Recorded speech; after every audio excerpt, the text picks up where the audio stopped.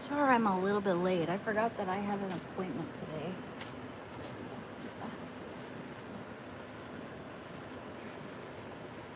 And they were late. So I had to wait around for like half an hour. Which wasn't cool, man. But at least I got that done. So I'm gonna put in my info. Wait for some people to join. We have a nice productive live stream. Oh, we will. It won't be that long though. It's 9 p.m. Okay, let me share.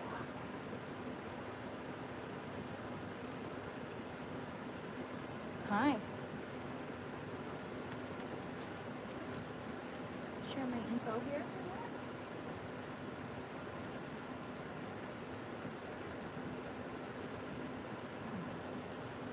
Hi the fishing felon. Hi Sergio. Hi Eric Cochran. How are you doing?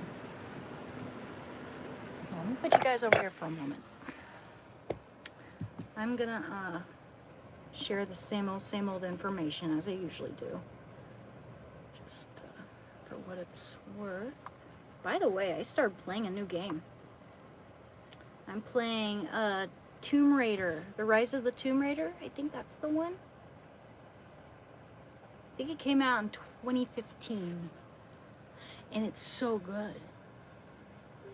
There's one criticism I have for the way they're making games now, and it's not that much, it's not that bad, but I mean, it is kind of bad. There's too much cinematic filler. They're really trying to Hollywoodify it, and I don't like that. Not one little bit. There's a lot of games where it's like there's too much video, too much movie in there. A little bit's good and fine, but too much takes away from the game. The game. Oops, sorry. What the hell am I doing? Cancel. Alright. So, let me share my info. How are you doing? Hi. Beautiful is building home with your favorite. Love that game. It's fun, man. I haven't played Tomb Raider in so many years, and I just knew that would be up my alley. That game. I like that style of game play. So I'm really excited about that. It's so much fun. Holy shit. Did that after my appointment today. Made fried chicken. And now I'm here. Had some fried chicken hearts and gizzards. It's not like the most, it's not my favorite thing, but I know it's really healthy. And I know that I'm,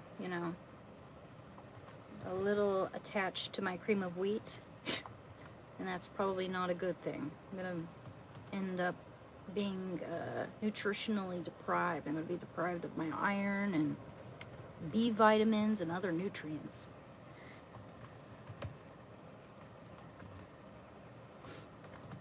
Okay, let me share.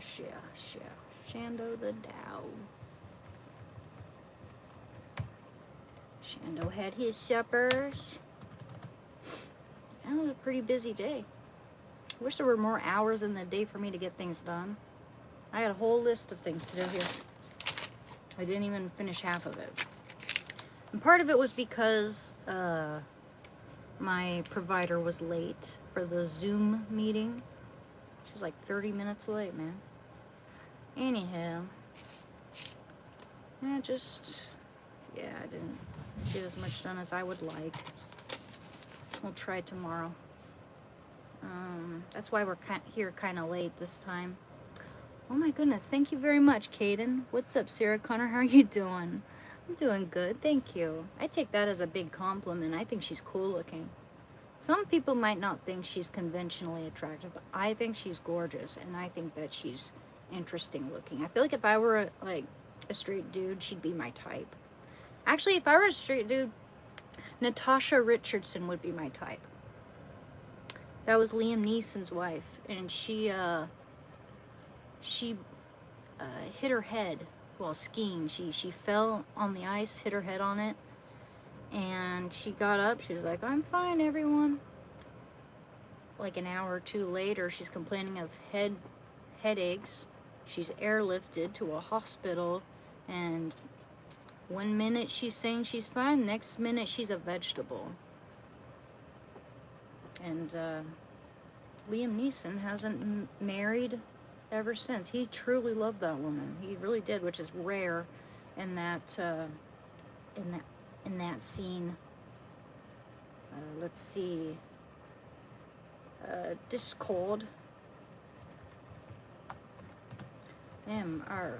If you guys would like to check out my art or commission me or anything, I have Instagram, a lot of my art on Instagram, and pretty soon I will be posting that portrait of Christ that I'm working on. Pretty soon. I want to make sure it's, the way I want it. There needs to be more highlights to make the subject pop.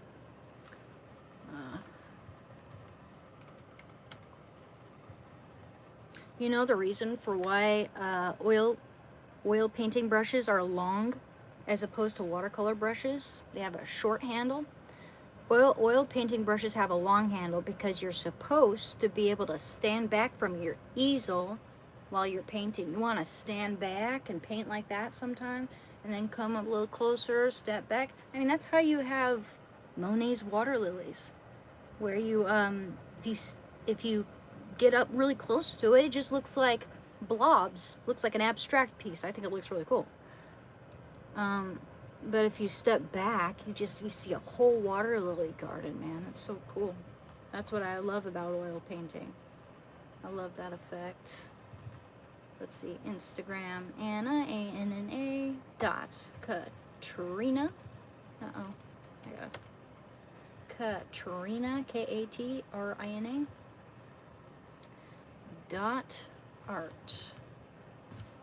Oh, I can hardly see that. I hope I spelled it right. I got a clumsy finger.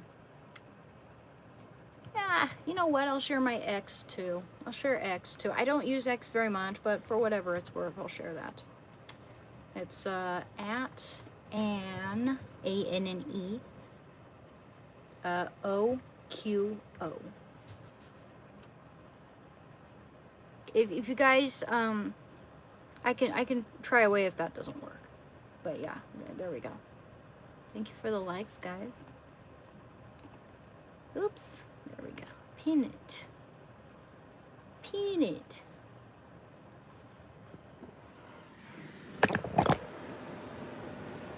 You dirty bitch! Look what you've done to my peonies! They're marigolds! I may not know my flowers, but I know a bitch when I see one. Don't even ask. Don't even ask. That's been stuck in my head all day. Bring back. Oh, dear Lord. Come on, man. Well, you know what? We can agree to disagree on that, snowman world. I don't know if you're just trying to gauge what my views are. Some people do that. They'll say something in order to get a response, which kind of confirms what side I stand on. That's what got a lot of people hating me around election time at work, because 95% of the people around me were liberals. Interestingly enough, though, I did have like 6 conservative friends all over the place, and I was liberal then too. Like they really, we could agree to disagree. There was an understanding, and we always talked about other things. We talked about philosophy and music and stuff like that. But yeah, I mean, I was a drug addict. That has nothing to do with my political beliefs, by the way. I was, I agreed with a lot of conservative points. I'm not like far this way, far that way. I'm more like towards the middle, leaning conservative. But it used to be that I was leaning liberal, you know, kind of towards the middle, but leaning liberal. But I would never tell anyone that I was like, you know, even thinking or considering a different viewpoint, because I'd lose friends, and I did. I lost friends. I lost family member. People lied about me, told me I was a danger to my family. Like, people are going to come up and hurt us because I talked about Trump derangement syndrome and said that I think I have it. I think I had it, and now I'm beginning to wake up. You know, I shared that, and I was very candid and very honest and very open. And I got a message from one of my close family members telling me that I'm a danger to my family, a whole ass paragraph. And guess what? She didn't give me any time. She blocked me right after that. No, didn't let me respond, didn't let me make any point, nothing. Just, yeah, I mean, that's who a lot of those people are. I'm not saying they're all like that. There are a lot of really, you know, stand-up Democrats who are just good people, and you know, they're more than likely saddened and disillusioned by the shit that's going on in their own party. You know, a lot of them probably wish they could go back to class issues, which that's what I'm about too. That's what I'm all about too. It's frustrating that the middle class is disappearing and all that. You know, that's why I was a Bernie girl, you know. The rich are getting richer, the poor are getting poorer, that sort of thing, you know. But, yeah. Come to realize a lot of it's just a big fat lie. I don't have transition tips because I'm a woman, I'm not trans. You dipshit. Why do you guys keep using words like liberal or conservative? Explain what being conservative is or liberal other than saying you are this or that. Because my viewpoints in life align with their values. Like, I'm pro-life. I believe in borders. You know, I believe in taking accountability. A lot of liberals can't take accountability. I hate identity politics. I think it causes division. I think it causes even racism. I don't think DEI is a good thing. I think it's just intrinsically racist. It hurts both black people and white people and everyone in between. People almost act like black and white's the only races, you know? Like, you have races all over the country being racist towards each other, and everyone thinks that white people are the only racists, which is so stupid. You know, I could go on and on and on. But yeah, I mean, I hate the way they're trying to take Christianity away from us. You know, they're trying to make this. They want to implement Sharia law here. I'm anti-terrorism. That's the number one thing I'm against. And I think domestic terrorists should be deported too, because they're way more dangerous than anybody around. I mean, anyone, and that's under that umbrella.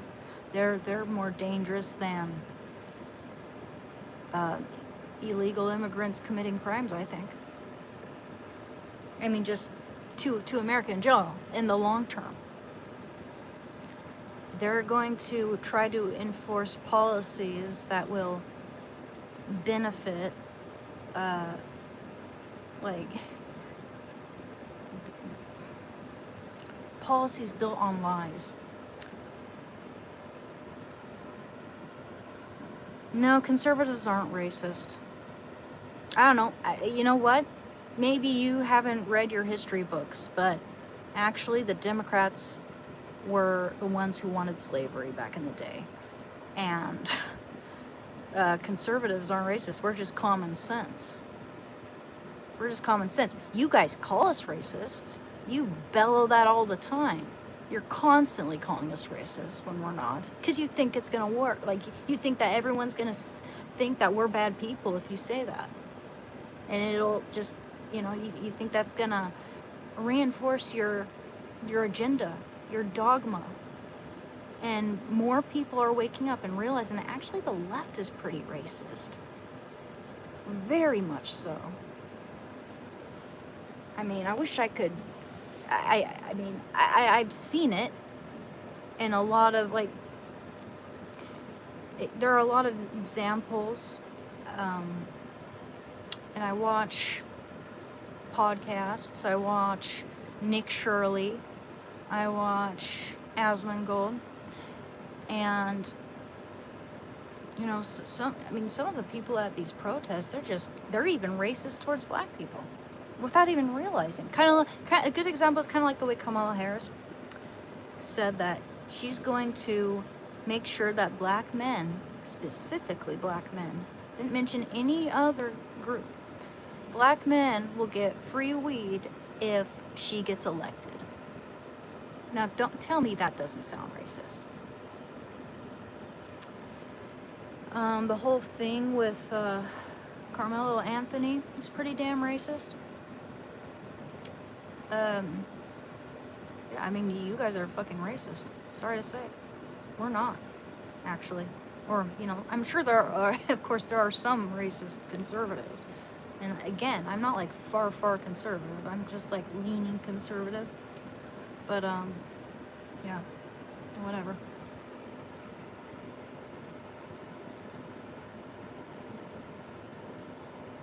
No, this stream is here because it's about, my stream is about recovery and addiction and trying to inspire people in that regard.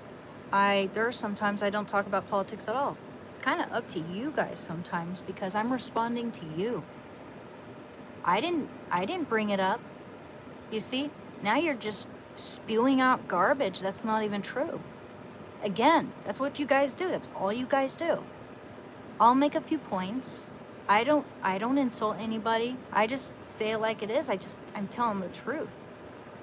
And now you guys are all about identity politics and dividing everyone. And your leaders, the Democratic leaders, want for illegal immigrants to come here, not because they give a shit about anyone's safety, not because they care about their well-being. These people, they'll be reliant on the system. They won't have to pay them as much. And they will definitely be voting for the Democrats, all the illegal immigrants that they import here. So, there's a whole system in place. It's all very intentional.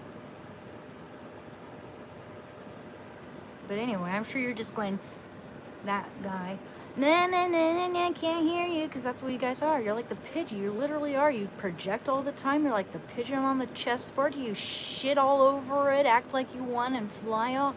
It's futile reasoning with people like you. It's futile. And that's embarrassing, I must say. Because there's absolutely nothing wrong with what I just said. And all you can do is throw insults at me. You know, someone who actually cares about truth, or someone, if you knew the truth, if you were actually telling the truth, you wouldn't just come at me with insults. You'd come at me with facts. But you don't, and none of you ever do. Ever. Ever.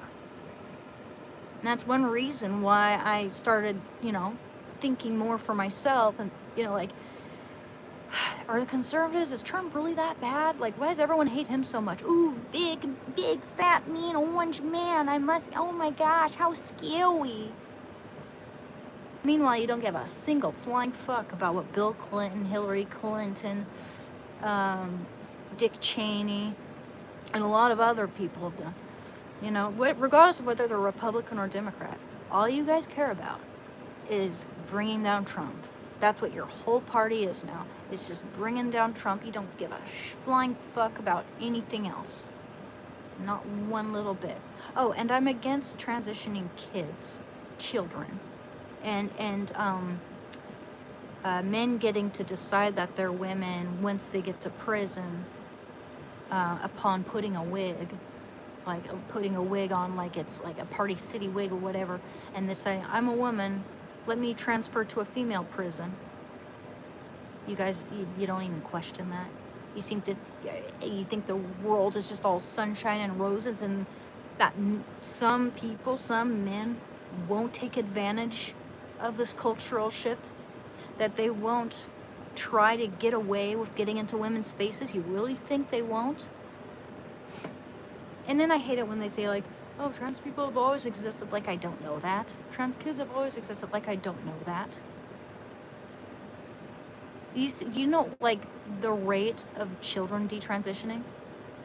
Well, you're going to have to really dig deep to find that information, because if you just Google that stuff, they really try to hide it. They really do. You really have to know where to look. And sometimes I don't even blame these people, especially when they're young and naive, even though a lot of them are boomers. But, yeah, I mean, it's, a lot of people are naive. The media is owned by like between like 80 and 90% liberals. So, and it's really hard to find the truth. You know, you gotta work. You gotta like really dig into it. Know some good sources. Oh, and I care about the environment, but global warming is a hoax. It really is. And for the longest time, I didn't believe that. I believed in global warming. That was a big thing I stood on back then. But I think that global warming, there's a lot of money to be made off of that, and a lot of jobs to be lost from it. A lot of hardworking Americans losing their jobs. You know, there are a lot of terrible things that wreak havoc on the environment, but the things that you guys want to crush, it's not really having that much of an effect. It's not having much of a dent. Sure, we're responsible, you know, for a portion of, you know, gas emissions and all that. But, I mean, do you know how much CO2 a cow emits? And how many cows there are in the world? Man, those cows. Might as well just blow them all up, right?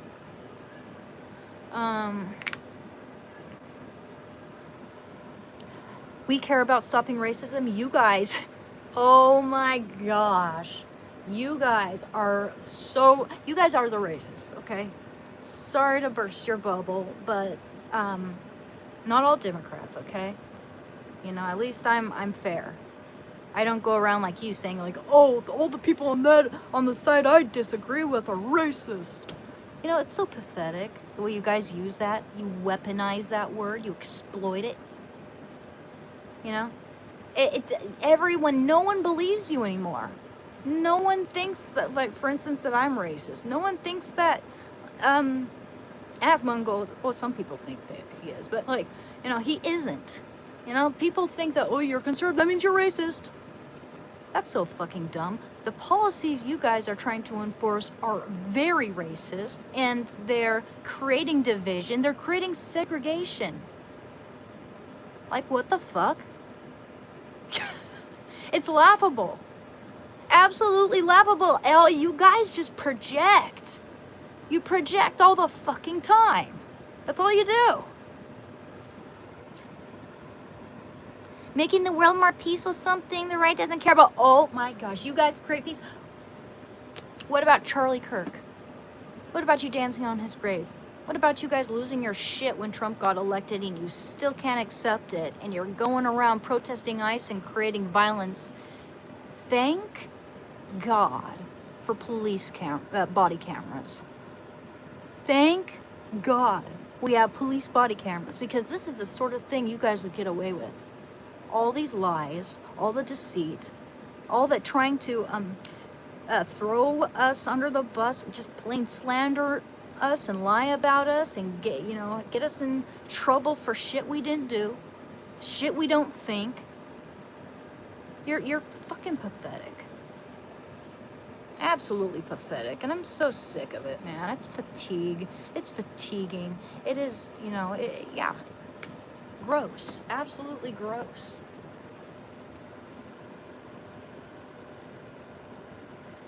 Thank God you are here.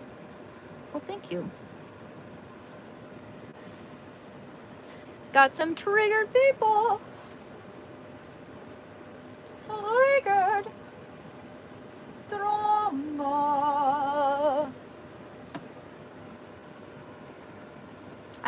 What, you think thin people don't exist? You think thin women don't exist? There are thin women all over the fucking world. You know, just because they try to normalize obesity doesn't mean thin people don't exist. I'm actually really fit. And you sound jelly.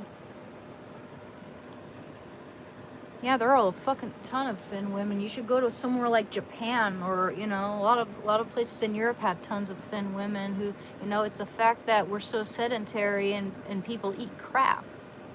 You know, people don't exercise enough or walk enough. People sit just sitting all the time, eating all the time, eating junk. I eat good food. I eat healthy food, and I walk a ton. You know, I don't walk as much as I used to, but I've always been naturally thin, and I know, like, people will probably roll their eyes, and, you know, because there's a lot of contempt for skinny women for some reason. Certainly, you know, body positivity certainly doesn't apply to us, and it's probably because reality, in the real world, people don't think that obesity is attractive, just as they don't think that being anorexic, emaciated is attractive. Health is attractive. I don't have any bones jutting out. I've got definition and tone because I work for it. And guess what? I'm the type of person who takes accountability. Otherwise, I wouldn't be 3.5 years clean from heroin, a 6-year addiction. I come here primarily to try to help and encourage people to get clean, or talk about cravings, or talk about what I did that helped me early on in recovery. Talk about art. I'm a painter. And talk about video games. You know, all kinds of things. Cooking, my dog. You know, we talk about all kinds of things here, not just politics. This isn't a political channel per se, but I'll talk about any topic that comes out. Kind of like Asmongold a little bit. Although he is way smarter and way more successful than I'll ever be. However, it just, the whole layout, you know, the versatility and diversity of my streams. We're a veritable feast here. We've got, you know, and for the most, and we also read the Bible at the end. But for the most part, without fail, I mean, there are times we don't talk about politics, there are times we don't talk about video games, but we almost always talk about art. We almost always talk about addiction and recovery, and we almost always talk about the Bible. Actually, we always talk about addiction and recovery. That one we always do. And a lot of people loved it when I read the Bible. So I continue that, because not only does it, I think it benefits all of us. It benefits me too. You know, I feel more connected and more motivated to read the Bible when I'm sharing it. Are you any medication after coming off of H? They have me prescribed Suboxone, and I am weaning down from that pretty significantly. I can't wait to be off of that stuff. I can't wait until I don't have to take that trip every single time I run out and be afraid if, like, I can't get an appointment in time, because the withdrawal from that is pretty nasty. It really is. It's like a more mild, albeit prolonged version of heroin withdrawal. It'll put you out of commission. But yeah, that's all I ever take. I don't take SSRIs. I know people will try to accuse me of that as an insult. Dumbasses. They're probably sitting there 100 pounds overweight with a septum piercing. Just getting triggered by everything. Smart, independent, good-looking, speaks her mind. You are a nightmare for those group thinkers. Oh, thank you, Charlie. Thank you very much. I am healthy. I'm getting myself healthy every day. What do you mean? You don't think I look healthy because I'm not more overweight? Are we gonna body shame now because it's okay to do that to skinny women, but it's not okay to do it to fat people? Make it make sense. Stop it. Please. Good on ya. Done for all for me. I can't take it at all, so just done it. Okay. And well done you. Thank you. So just done it on my own at the time was difficult. It is difficult, but it's worth it. It's absolutely worth it because it is that versus the rest of your life. You either, you know, choose to live on the edge and you will miss out on so much in life, end up croaking and breaking the hearts of so many that love you. You know, if you feel lost and alone and like you just can't stop doing the drug, whatever it is, I do recommend getting help. You know, it helped me out. I thought for the longest time that that wasn't for me and that it wasn't gonna help because I listened to other people's opinions on like how a outpatient or NA or counselors affected them or helped them out. And now there's some people where it helps and some people it's not really their thing. But I think they don't give it enough of a chance. I've had some pretty shitty therapists before, or a shitty therapist. Now I have a great one. And I didn't go looking for a therapist for years because I thought it was futile. I thought that, you know, well, all they care about is the paycheck, you know, what do they know about what I'm dealing with, blah, blah, blah, blah, blah, blah, blah. I was like 20, 21. It took me to being, till I'm like 30, 33 or so to get a therapist, to actually look into it. Shando! But yeah, I mean, getting help, admitting you have a problem, surrendering to recovery is very important for a first step. And I also think that smoking weed is a good thing. Helps with the appetite. And it also suppresses, it suppresses drug cravings for me, to be honest, or did early on. Relaxed me, made me, you know, not as anxious, like, so jittery. And then, yeah, it's helpful. It prevents drug dreams. And those drug dreams, that's like the number one thing that the weed helps with early recovery, I think. Those drug dreams, I relapsed one time because of a drug dream. They're dangerous. So I think weed is a good, like, medicine in that situation. I messaged my co-host and told her about you. I messaged my co-host and told her about you. Hopefully you two can get in touch. Other than she tries to unalive my Uncle Artie character. Huh. I'm curious about your Uncle Artie character. But yeah, she sounds cool. Thank you. I appreciate you telling people about my content too, man.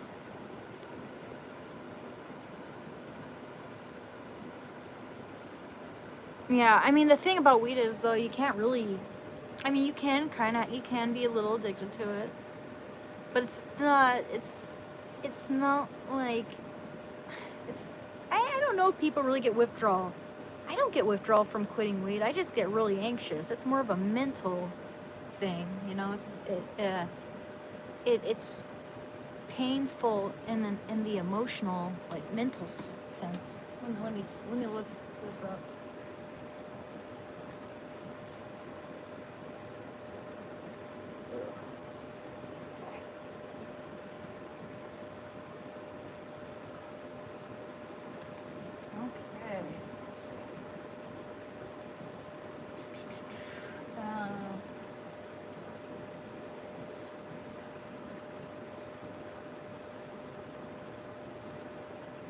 With me, okay, and this is common, when I stopped smoking weed for a month, I didn't feel any pain like you would with the heroin or alcohol or anything like that. It's not dangerous.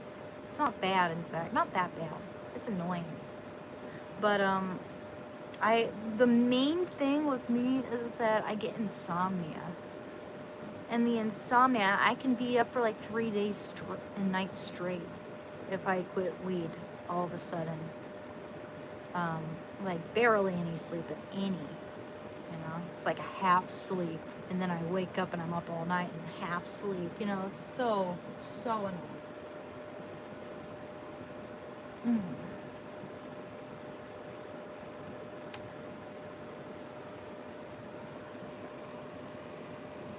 I want my mom to buy me the Kodak Pix Pro.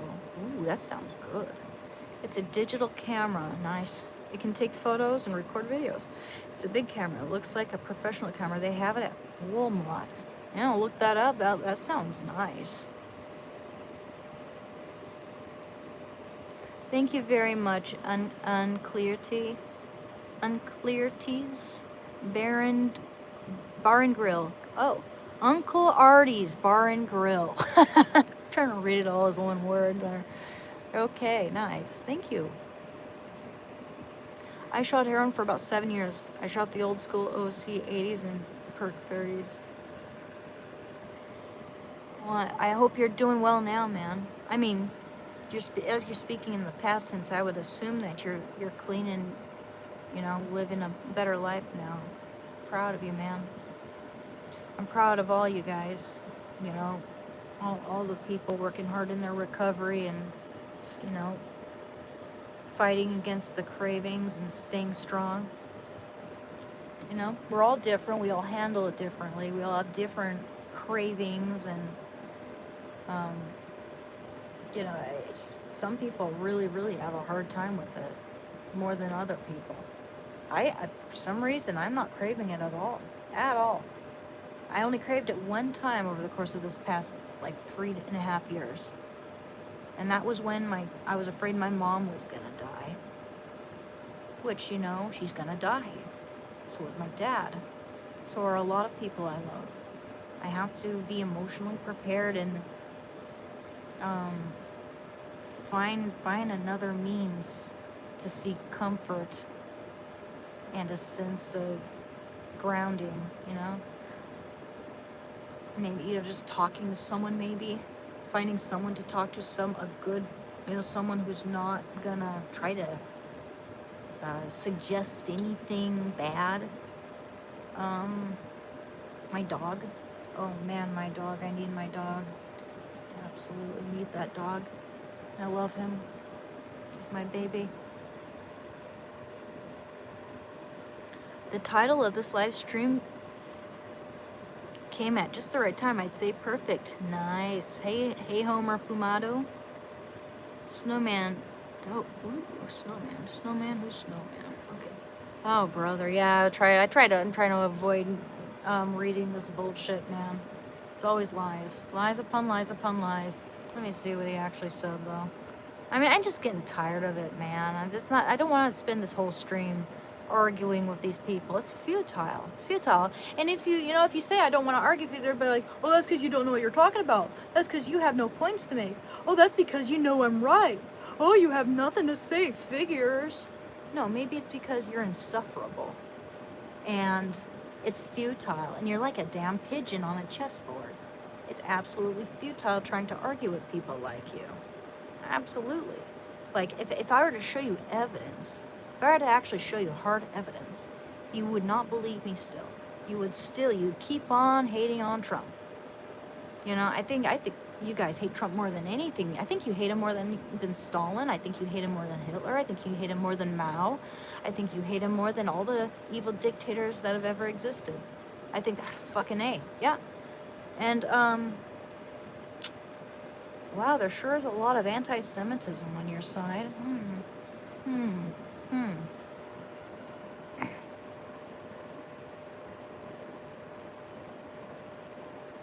The left isn't humble at all, dude. What the fuck? Really? You really, Gavin Newsom? Made the homeless population worse when he said he'd fix it. The homeless... California constitutes 25% of the homeless population in America. Okay? Look at Chicago. Look at all the violence there. Look at all the violence and chaos and crime there that they're all trying to deny. Oh yeah, and you guys also act like black people want to live in these poorer cities with lots of crime. You act like they want that, and they don't. They welcome the police with open arms because they want to keep their children safe when they walk to school. All right? New York. Look at over there. Look at New York. It's becoming like fucking communist Cuba. When we had that heat wave, people were bathing in the fire near the fire hydrants, causing, making it so that they have dirty water to drink.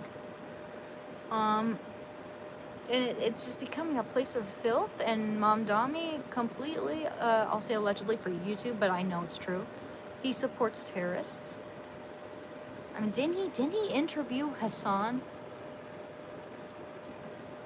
I mean, Hassan, you guys are all about Hassan. You like Hassan, and Hassan is a terrorist, man. You know what? Hassan doesn't like you.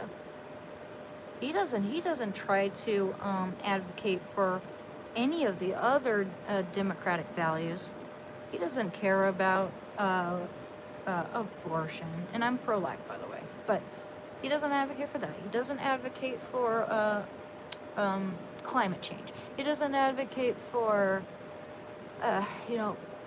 identity politics, LGBTQ rights. And by the way, I'm all for LGBTQ rights, by the way. Just leave the children and women alone, please. And that's not transphobic, by the way. It's just a fact. And Blair White would agree with me. And she's trans. And a lot of trans people would actually agree with me. But seeing as, like, you guys are going to act like people like her are a traitor to their own kind. Like, you guys, you put minorities in a box constantly. They're not allowed to think outside the box. Not allowed to think in any way that's unexpected to you. Not allowed to have common sense, huh? Yeah, so look at New York. It's terrible. Absolutely terrible. So California, Minnesota, all the fucking fraud. New York, I mean, Nick Shirley went to Minnesota to investigate the fraud. There are these places set up as like learning centers. They spelled it like Leering Center, by the way. He goes up there. You don't see children walking out. You see a bunch of grown Somalian men coming out angry and pissed and screaming at this young man, Nick Shirley, namely, calling him racist, you're a racist, and really getting, I mean, he didn't have his bodyguards. His bodyguards had to intervene. They had to get right in the middle because these guys were getting right up in his face and screaming at him. And I mean, I think most of us know that wouldn't have gone, that would have ended up really, really, really bad if those bodyguards and other people weren't there.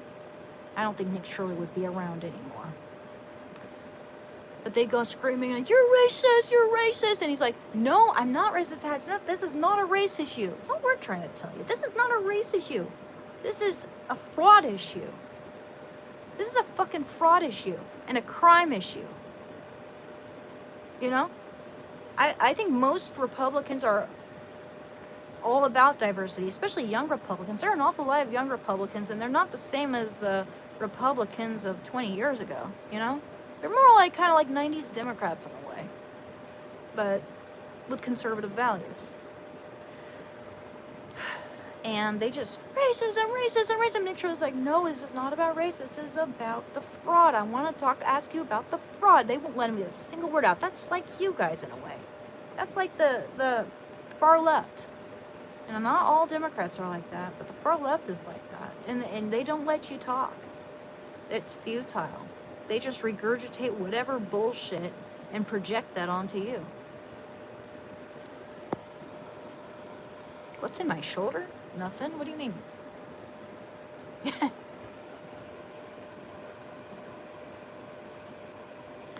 Kodak Pixel Pro. Yeah. I've been thinking about investing in a good digital camera myself, so I'll look that up. I like Kodak. It's a good brand. Pix Pro. I think I'd be a pretty good photographer, honestly. If you guys want to check out my Instagram, I have some of my own photography on there too.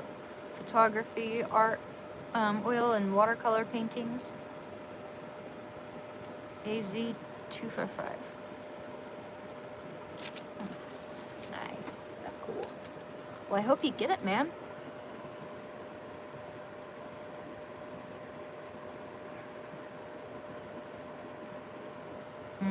Yeah. Same here. I need my dogs. They're a blessing. Yeah. Absolutely. I'm 100% a dog person. You saved your life, or you allowed it to be saved. My cousin OD'd after relapsing one time. Oh, I'm sorry, Pigeon. Yeah, that's... My cousin OD'd after relapsing one time. I hope they're still around, man. I hope you're not suggesting or telling me that they're gone. That's, because I OD'd twice. Or no, I OD'd, like, fucking A. No, 4 times, at least. And it was always when I was drinking on top of it, strangely enough. I'm trying to quit smoking. I haven't smoked for over a week, so I had already decided that I would get out of bed and smoke again until I looked at my phone and saw your live stream. Oh man, Homer, that means a lot to me, dude. You have no idea. I wish I could express it, but that means so much to me and makes these streams and this channel so much more worth it. So much more worth it, man. You prove that we can and will and do recover. Once a junkie, always a junkie doesn't have to apply to us, because we're our own person. We need to think for ourselves and conduct critical, common sense thinking. Admit our mistakes and just move on so that we can do better. We admit our mistakes not to shame ourselves or make ourselves feel guilty, but so that we know what to look out for, what red flags to look out for. You know, what we become more self-aware, aware of our signals, our triggers, our buttons, if you will. You know, it doesn't do anyone any good, and I don't think that it'll stay clean for long if they just try to forget about why they did it or sweep it under the rug. You know, it helps to understand, like, what made me decide to do something to try to numb myself to that extent. Why did I want to numb myself that badly? Why did I want to escape? And there could be so many reasons. You don't have to, I mean, there are a lot of factors that can contribute to that. Doesn't mean you're making excuses. We all know we're responsible for how we respond to things, ultimately. But, you know, we do all have weak moments. We all have moments where we, you know, like we lose someone we love. It's, you know, you can't just tell someone to calm down after that, you know? You can't expect for someone to get up the next day and be hunky-dory. Sometimes, you know, some people just cannot live with their own thoughts. Some people cannot stand to feel being alive. So they have to go try drugs, or, you know, when people are down in the down in the dumps, homeless, and they feel like there's no hope for them, there's no way forward, nowhere to go, no one to talk to, you know, and then they resort to drugs very often. It's everywhere. Okay, I'm officially enthralled with her. She's awesome. Thank you. Thank you, Uncle Artie. My dad's dog's name is Artie. I like the name Art. I had an uncle named Art too. In fact, one of my paint boxes is from him. He passed away, but I don't think I was even alive at the time. At least, maybe I was like a little kid. I didn't go. But my dad and his brother, my uncle, and someone else, I guess, they went over to his place to clean up the mess, the bodily fluid that was all over the floor when that guy passed away. And it, gosh, man, they really had to go into detail telling me that story. He seemed like a really cool guy, too. He's the only other painter in my family that I know of. My big brother plays the piano. He's really good. Sorry.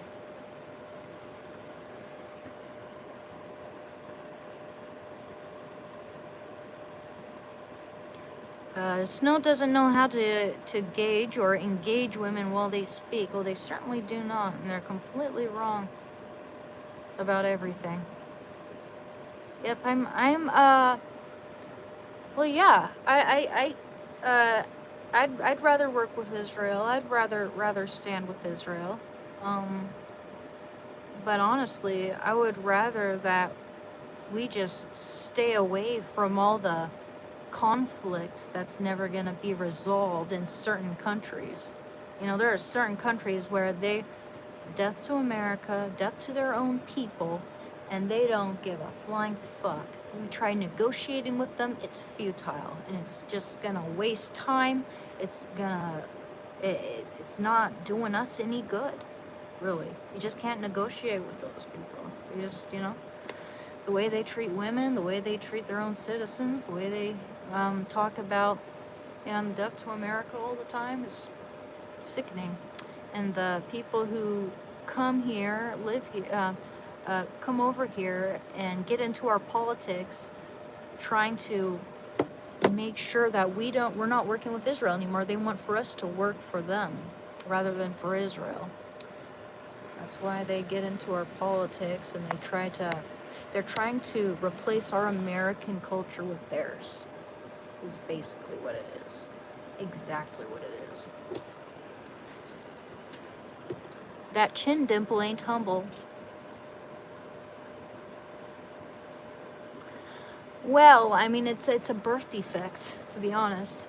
You know that? Like, chin dimples are a result of the jaw not completely, like, closing as it's forming. It kind of, it's like it creates a rift because it's, like, not fully, fused. My jaw didn't fuse all the way. It's kind of cool, actually. A lot of people have dimples, but not many people have, like, this mid-chin dimple. Honestly, if I could change my dimple, I would. I wouldn't mind it being just a little bit lower.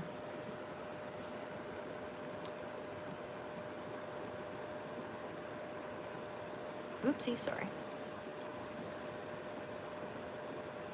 I don't get all my info on YouTube. You don't know me. You don't know me one little bit. And also, crazy I know, there are real people with real opinions on YouTube like me. I'm a real person with a real opinion. But no, I know a lot of people who agree with me. Again, I mentioned it earlier in the stream. I have 6 conservative friends that I've had for years.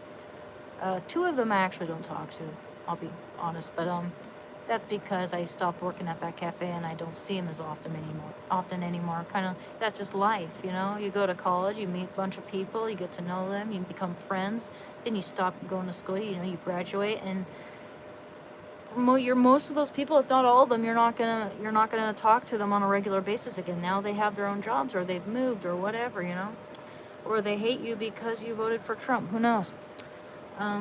But no, I know a lot of people who agree with me and disagree with me.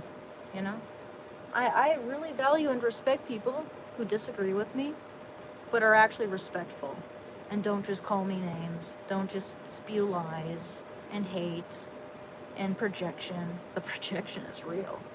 You guys are the ones calling us hateful and racist and all that when it's really violent. Seriously? You're dancing on the graves of people who've died from our side. You're advocating for cops getting killed, murdered. It's disgusting. Absolutely disgusting. police body cameras were one of the best things that ever happened in the past several years.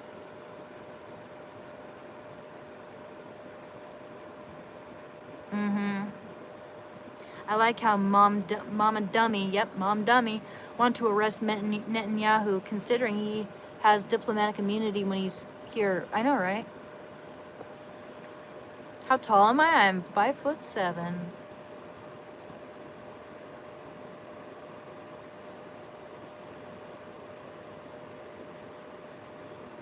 They're eating the dogs. They're eating the cats. That was epic. You have no idea how damaged Brazil has been because of communism and leftists. Oh yeah, Nick Shirley has been exposing a lot of that too, man. He's a real man. He's a real G, man. That guy. Nick Shirley's one of my favorite news sources of all time. He's good, and he's not dishonest. He's very honest. He shows it exactly as it is. But the leftists don't like that. They don't like it, man. They don't like it when we have a real superhero on our side. And we have many superheroes. They can't stand that. As their party's just falling apart and deteriorating because of their corrupt, depraved, selfish values. Love you, Anne. Getting sober is hard. Being sober can be even harder. But when we come together, we can overcome anything. Love your channel. Keep being true to who you are. Oh, thank you. Thank you, all that glitters. It's very kind of you to say. I appreciate that, man. Is this channel about good habits? Well, just because it's about trying to cultivate good habits. And talking about bad habits, too. Just trying to come to terms with what our bad habits are or good habits, and what changes can we make to improve our lives. And again, I vape. Needless to say, I was a heavy cigarette smoker, and I'm trying not to get back into smoking cigarettes. And like I said, I was also addicted to heroin. I overcame that too. There are a lot of bad habits I've overcome, and I still have some bad habits I need to work on. Even if you have 10 bad habits, this is a good place to be, and you're more than welcome here. You don't have to be perfect. Just honest. Can you shout out me? Hi, Grande. How are you doing? Grande. It's a cultural issue. Most people are so ignorant and close-minded. Nick Shirley is a godsend. Oh, you got that right. He is. He absolutely is. This young man almost single-handedly exposing all these people to the whole world so that people can understand what's going on. Of course, this has been going on forever. Of course, there's more fraud in various other states. But this right here is easier for the American public to digest and comprehend how depraved it is. He's showing it for what it is. He's telling it like it is. And if people don't like it, well, obviously, they have some sinister agenda themselves, or they want to promote a sinister agenda. Thank you very much for the gifts, guys. Corruption is a default thing in Somali society, not racism when it's a fact. Exactly. Precisely. And I'm not saying that all Somalian people are like that, but there's enough people like that, enough people from Somalia who are like that, for it to be a concern. Absolutely. People need to learn about them before saying I'm wrong. Precisely. Precisely, Uncle Artie. Nick is a patriot. Absolutely, that's what's up. He sure is. You didn't even see my house, man. You don't see what my floor looks like. You don't see what it looks like in here right now. Why are you telling me I need to clean my house? It's not my house, by the way. Just so you know. It's not my house. I've been doing chores all day. I can't keep up. I can't keep it clean because people just fucking fuck it up really fast. I didn't want to say that. I didn't want to bring that up, but you know, I've been working in the kitchen, mopping the floors, cleaning the table, taking care of my dog, going to my appointment. Didn't have time to do a lot of things I planned on doing today, so I gotta carry it on to the next day. I'd say half of Democrats are now far left, yep, while the others are moving more center right because they have nowhere else to go. Yeah, and I'm kind of like center right too, you know, a little more conservative, like, you know, leaning conservative towards the center. That's all you keep saying is left versus right, but I don't know what it means. Okay. Man, girl, still on this late. Yeah, I got here a little late. Yeah, like I said, I had some things I needed to do. I was hoping to get a lot done today. But I'm here. I think she looks like Natalie Portman. Oh, thank you, you digs. Thank you. Okay, I gotta go. I'm definitely subscribed. Thank you, Uncle Art. You take care, man. If you're still here, that is. Oh.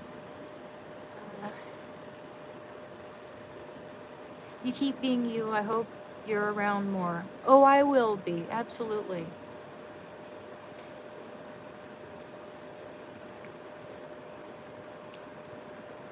Huh. Want to know the truth and the funniest part? Communism and leftism are predominant among the descendants of Africans in Brazil. I didn't know that. How did you get hooked? Friends? Curiosity? Yes, precisely. And I was battling, well, there were things I dealt with before. I had a really traumatic experience with my ex. It was violent. He hit me, cheated on me, all that shit. And I don't want to get into it. That was a big thing. I mean, it happened like almost a little over a year later. I lived by myself, alone, living with my unhealthy thoughts. Went to go live with my grandma, and I took care of her for 4 months. She passed away. She was my hero. Then I moved in with my sister and her roommates. Her roommates were total creeps, wanking it in front of me first thing in the morning. And then they moved out, so they had to go their own way. I went to live in student housing, and I invited the wrong crowd into my house. And one of them was sitting on my toilet with foil. And I didn't know that chasing the dragon was the same thing as heroin. I was naive. Again, I was raised homeschooled. That's not an excuse, but it does matter, you know? And I didn't know it was that serious. I was curious, didn't know what it was, didn't care at the time to even research it. He just told me what it was. Didn't say it was heroin directly, but told me that it would help my social anxiety because I was complaining about that. I was like, okay, fuck it. So curiosity killed the cat. The wrong friends were invited into my house, and it was like a compounding of various factors led to me doing something I never would have done if I was like 20. Back when life wasn't kicking me in the ass left and right. But yeah, you pretty much nailed it. I look like an old Michael Jackson. Thank you, you little dickweed. Fucking douche canoe. I bet you're a beautiful person, though. Thank you, Justice. I try to do the right thing. I care about the truth. I'd rather lose fake friends than forfeit my integrity. I'd rather lose fake family members than forfeit my integrity. Thing is, I'm pretty fucking forgiving. If that family member were to come back to me and say, "Hey, I was wrong for that. Can can I can I apologize for whatever I did, and we can, we can be family members again?" And I'll be like, absolutely. I'll accept you with open arms. You know, I understand what, I mean, of course I would never do what she did, but I understand what what it's like to have wrong views about people and just in general.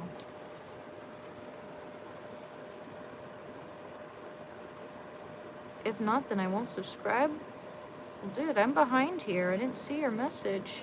I'm really behind. But if you don't want to subscribe, really, that's not going to make me lose any sleep, man. Not everyone in the world is going to subscribe to my channel, otherwise I'd be a millionaire by now. If not, then I won't subscribe. What a weirdo. Except that you do have my last name. What the heck? Hope we're... Let me see this. Let me see if I can find your message. You probably, yeah. Yeah, it's ridiculous that people expect for me to read. They're like begging for my attention in the live stream. Like, read my message, otherwise you're just a bitch who's ignoring me. It's a live stream, bro. The bigger, my channel gets, and the busier the stream gets, it's going to be impossible for me to read every single last comment and respond to each one accordingly. That's just such an unrealistic expectation. I'm going one thing at a time, and I don't see your other message. Maybe it got hidden because it said something nasty. I don't know. Who knows? But yeah, it's weird. Thank you, Astrophyte. Your streams brightens everyone's day. God bless. God bless you too, man. I appreciate it. I'm really behind here. My bad. I'm going to try to be current now. If anyone wants to ask me the same question twice, I'm sorry.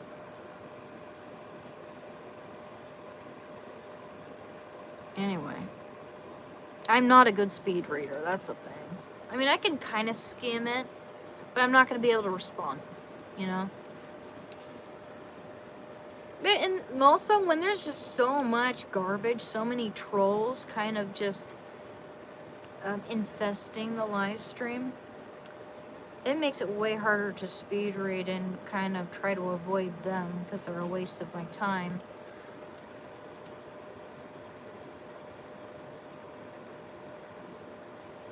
Wow, Tony's a jerk. Can we talk about all the drugs I do? I'm answering questions and talking about my past so that people know that they can recover, and we do recover. But you sound like a very insecure man. Very insecure. And you seem like a person who just hates women. And you know why I say that? Because, of course, I'll be very candid and share my story in order to try to inspire people to have hope for themselves. I've overcome a lot of obstacles. I've taken accountability, and I've become stronger from it. But a woman-hating man like you can't stand to see something like that. You can't stand to see something like that, perhaps because you can't take accountability for yourself in life. So you got to go on the internet and target women.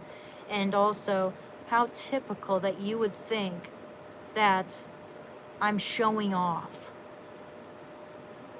I doubt that you would say that about a guy if they're talking about their addiction. A lot more guys have addictions too. I think that's one reason why the majority of my audience is male. One reason. But it's just so typical that, you sound like a woman hater. I'm sorry. Could be wrong. Maybe I'm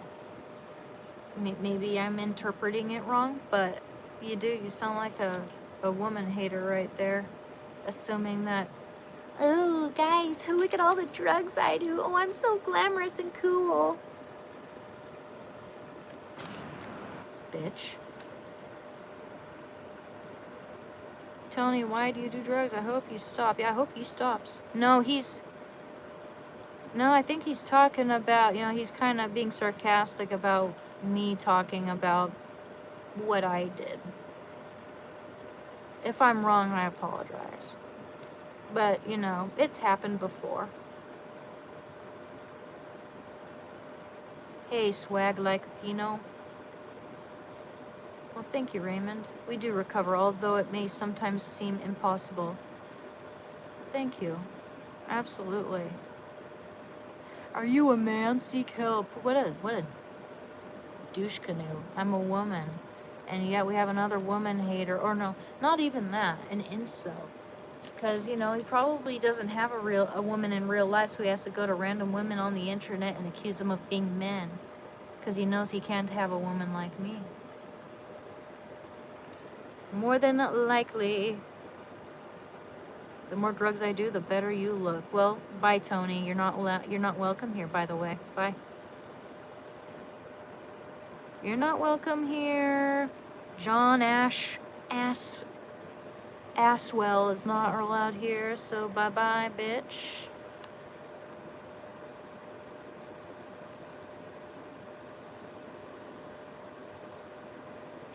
Yeah. No, I'm not triggered. I'm just saying what it is, I'm basically just responding to whatever I see. This woman can definitely take care of the trolls. You got that right, Charlie. Thank you. I appreciate that too. Not much. We don't have much respect around here, do we? I mean, I know most of you guys are cool, but we got a lot of really mean trolls in the chat. And it's all because we started it off with politics. I know that. They just start on, calling you names, regurgitating the same old talking points and lies and projections as usual. I just refer to what is happening in the world, what's actually happening. You can look it up, but they don't care about the truth. Really, they don't.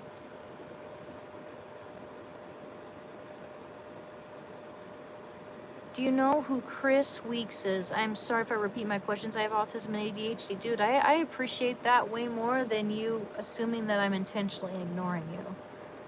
Thank you. I have no idea who Chris Weeks is, but I'll look him up. I'll look him up right now. Let me see this. Got you guys on the charger there. Nick who? Nick Will? Will who? Chris Weeks. Why did I think of a totally different name? Shando, it's not time for that right now, kiddo. You just had your suppers. He wants for me to go hang out with my dad down there, and him and Artie. He likes to hang out with. He's a social butterfly, that dog. Just went out, kiddo. Just let me do this for a minute.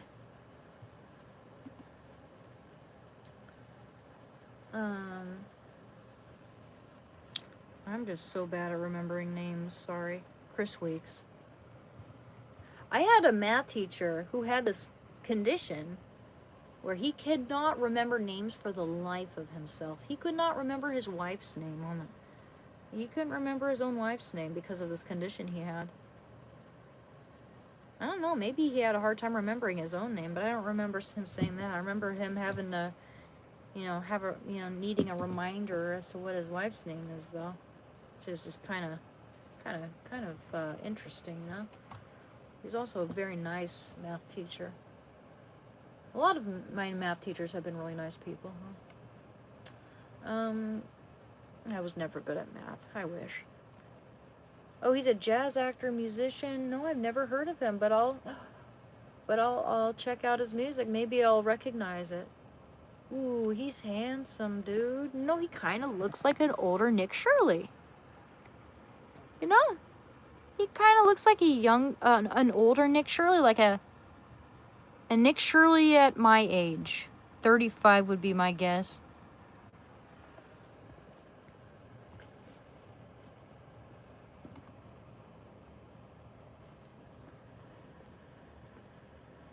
are very pretty. I hope you know that. Oh, thank you, Gaitlin. I appreciate that. It's very kind of you to say to me. Thank you. How can I break the bad habit of too much caffeine and nicotine? I love energy drinks and nicotine pouches. Gosh, man, that's what I'm struggling with right now. I mean, I don't drink so much coffee every day that I make myself miserable and jittery and my heart feels like it's about to explode. But I have to have my black coffee in the morning, 2 cups, and I vape. It's a really difficult compulsion to break. I wish I had more to say on that because I'm really dealing with that struggle too. How can you break the habit? Well, I've considered what might help myself, and I've thought of a situation where it's out of sight, out of mind. Go on a vacation somewhere where there's no access to that stuff. Easier said than done. It's everywhere. You can get it anywhere just about. I was considering, let me see if I have it over here. No, it's not over there. Oh. I have this thing. It doesn't impress me very much. You can also kind of adjust the airflow, you know, like that. So there are different flavors. I mean, it's not that bad, but it's just not so, it's not as satisfying. However, if you're have resolve and you really have decided you're gonna quit now, this actually might help. It might help, you know. A lot of it is the hand to mouth motion. It's an oral fixation is what it is.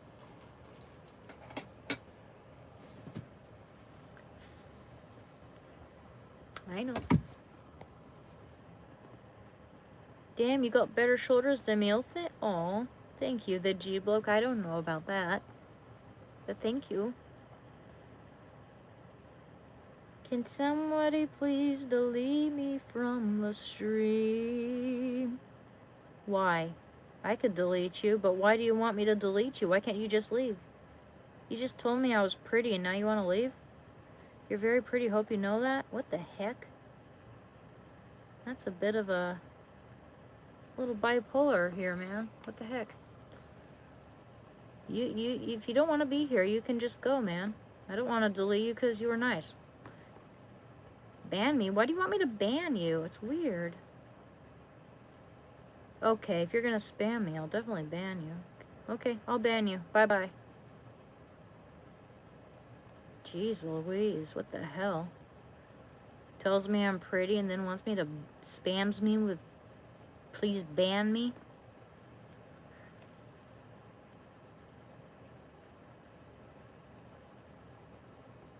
Chris Weeks was a celebrity photographer for Wire Image and Getty Images. Okay.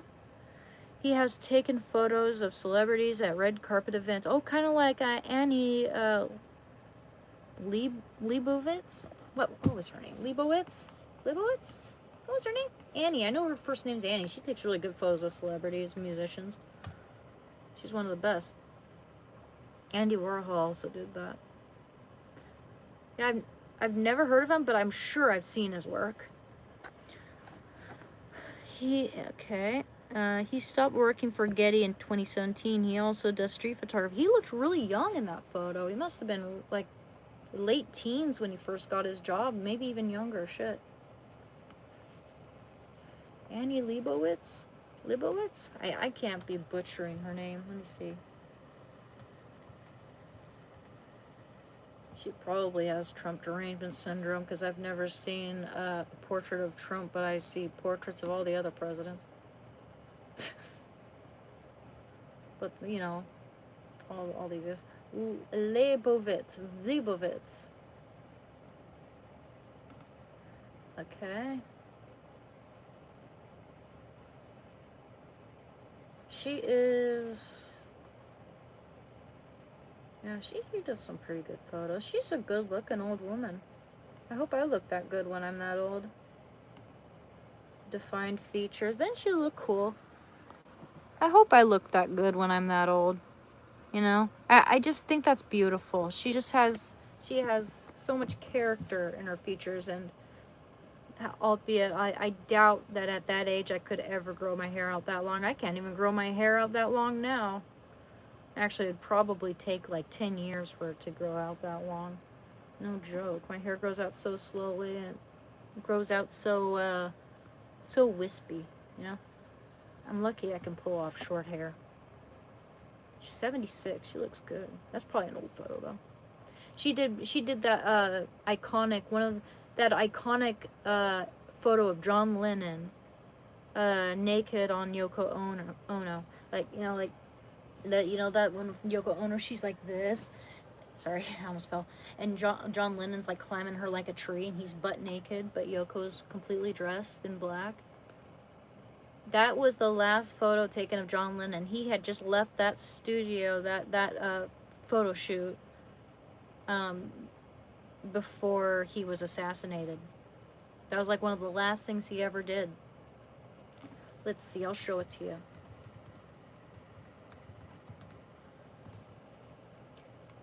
Yeah, first thing I look at search engine, Annie Leibovitz, John Lennon on the day he died. No, this is the image right here. What the fuck? They photoshopped it to put clothes on him, unless that's just another photo. Wow.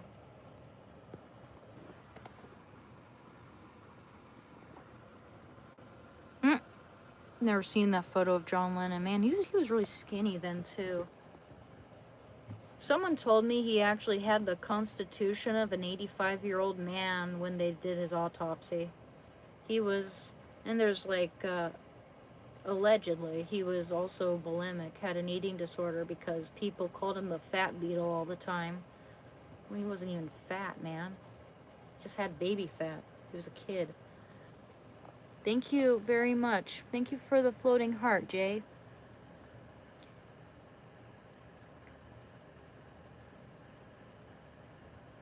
Some old women look real good in shapes at the age of 60 plus.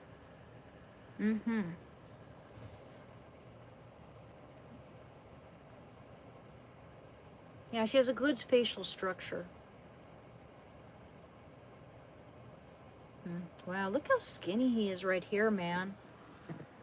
Poor guy. I mean, honestly, I think this was probably around the time they were doing heroin. That's probably one reason why that is. Wouldn't surprise me one bit. I read Keith Richards' autobiography, Life, and he wrote of this account regarding John Lennon and how he could never handle his drugs or his alcohol, and he was always at parties. He was always towards the end over the toilet puking.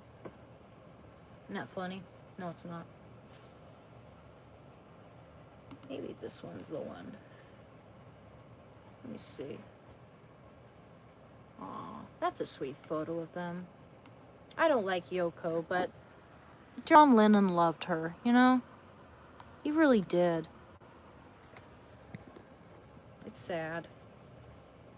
I don't like her because I don't know if she divided the Beatles. I think she is responsible, but allegedly, she after his death, she auctioned off all his belongings for a profit, and Julian Lennon, John Lennon's other son from a different wife, Cynthia, I think, he had to fight in order to get those precious items that belonged to his father. He had to fight to get those, you know, to have those in his possession. Isn't that crazy, man? Like, yeah, after learning that, I don't like her one bit. Let's see, why am I not finding it? Where they're not allowed to show John Lennon just to like his side profile naked without any body parts, illicit body parts showing. Like, what the hell? Why am I not finding it? Let me see. Is this the one? No. For some reason, I'm having a real hard time finding it. One sec. John Lennon, Yoko Ono. Okay, photo. Oh, it's the Rolling Stone photo. It's for Rolling Stone, I think. Maybe. No, that's not the one.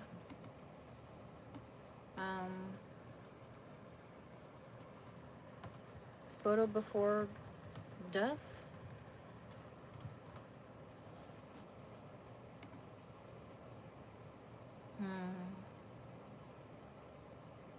Huh. That's odd. I'm not finding it. I'm trying to make it difficult for me. That's weird. Photo. How about John Lennon naked?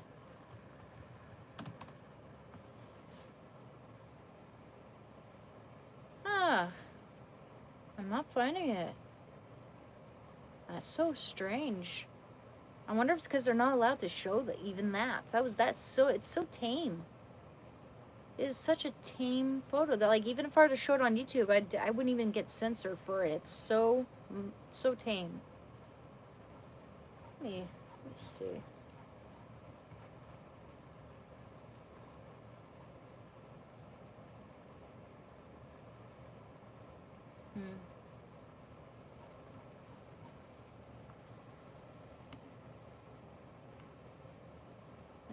Okay. Iconic photo. Well, there it is. They won't show it to you in Google Images, but I found it on a website, Artsy.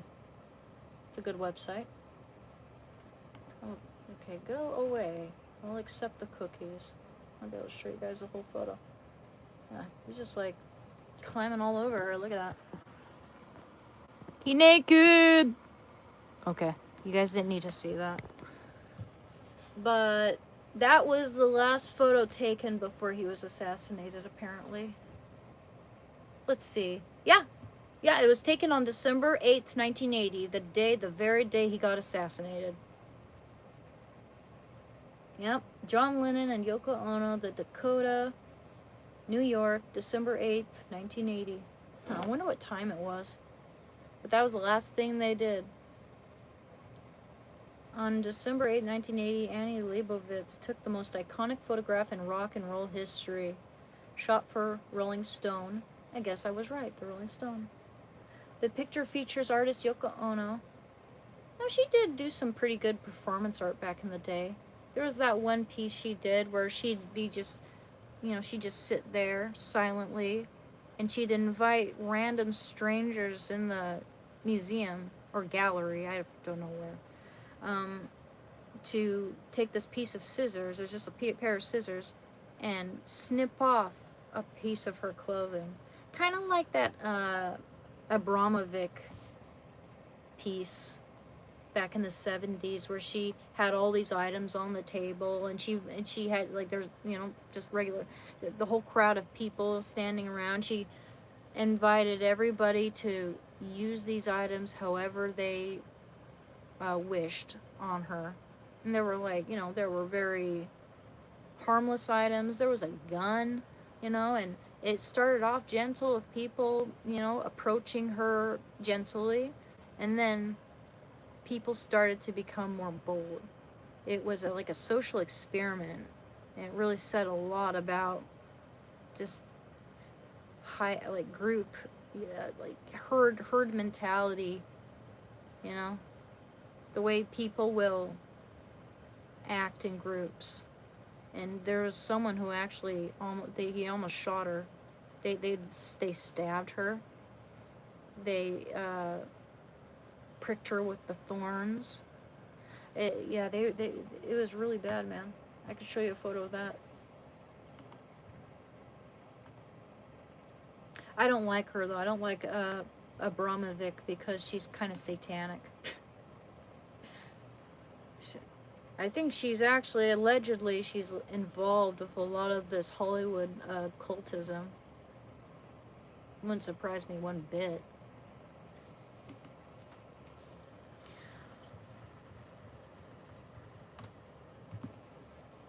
Abramovic. And it was called, what was, The Artist is Present? No, that's not the one. What was the piece called? Let's see, 70s. Experiment? Rhythm Zero? It was Rhythm Zero. In the 1970s, pioneering performance artist Abramovic, Marina Abramovic, pushed the boundaries of human endurance and the psychology of the audience. Her most famous experiment from this era, Rhythm Zero, 1974, was a 6-hour endurance piece in Naples where she invited strangers to use 72 objects on her body, ranging from pleasure to pain, while she remained completely passive. Now she's got endurance. She's resilient. She laid out items including a feather, honey, a rose, scissors, a scalpel, and a whip, a loaded gun, and a single bullet. Abramovic placed herself entirely at the mercy of the public. That's pretty fucking brave. Stating that she would take full responsibility for whatever actions were taken. Not if you're dead. While the audience started gently by offering her flowers, the situation quickly escalated as people tested their boundaries. She was stripped of her clothing, cut.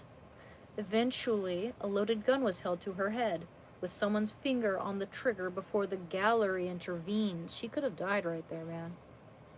And the performance ended. It's like that person thought he could get away with murder because she said that she'd take responsibility for it. Like, oh, this is the one time I might get away with this. Wow. The harrowing experiment became a legendary study of human cruelty and the dark side of unchecked human behavior. I mean, that was pretty profound, I must say. Pretty epic. You know, if she was just known for that sort of thing, then I would really like her, and I respect this, but just it seems that she's part of the occult, and I don't like that, and pretty satanic in certain ways. Wow. She did a lot of these rhythms. She did rhythm 10, rhythm 5, rhythm 4, rhythm 2. She did a lot of interesting pieces. And it was the look in her eyes when she could see just how ugly humanity can be during that experiment. Just look at her eyes, man. Those are the eyes of betrayal right there. And realizing just how evil humans can be. Huh. Basically, she allowed strangers to do everything to her to see what the limits of the human mind are. Yeah, it was a social experiment. And I don't think she even thought that it would get as far as it did. Like, someone had their finger on the trigger and they were just about to shoot before one of the guards came in and put a stop to it. That's insane. But yeah, she's probably the best performance artist, but a lot of her work is pretty creepy too. Not in a good way.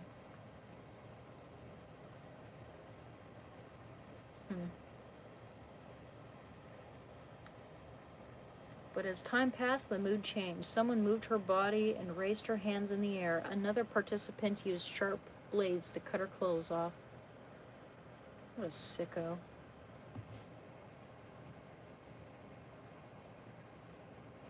Yeah, terrible. I mean, just look at all these guys around her. Like, what the fuck are they doing, man? So sick. Terrifying.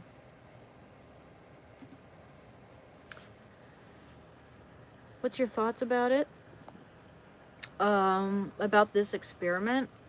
It's it's thought-provoking, and it just goes to show you how ugly people can be. It's kind of reminds me of like the Stanford prison experiment, or like the Nazis, where people, when they get into this group thinking, like when they're given permission to be violent, then they will be. And it's very disturbing. I'd say disturbing is a good way to sum it up. That's one I call play stupid games, win stupid prizes. I mean, yeah, but it was, she knew what she was doing. She was willing to, some people are actually willing to risk their lives to send a message through art. You know, not something I do, but yeah, she doesn't seem like a stupid person by any means, just, or foolish for that matter. Back then, I don't think they even knew that much about human psychology. And I don't think she had any idea that, you know, a lot of us just have trust. You know, by default, we just trust. We don't think that, I mean, some of us think we're never gonna, you know, it could never happen to us. But there are evil people out there who'll do evil things, you know. If it's happened to someone in this world, it could happen to any of us. How you old? I'm not old. But if you're asking me how old I am, I'm 35. Basically, any human, no matter how decent they are, when given the opportunity to do something evil without consequences, I'd say most would do it. Not all, but the experiment confirmed it. Precisely, Chris Max. Exactly. That's my thought. Exactly. I do not sound like AI. You know, fuck you. I don't like you.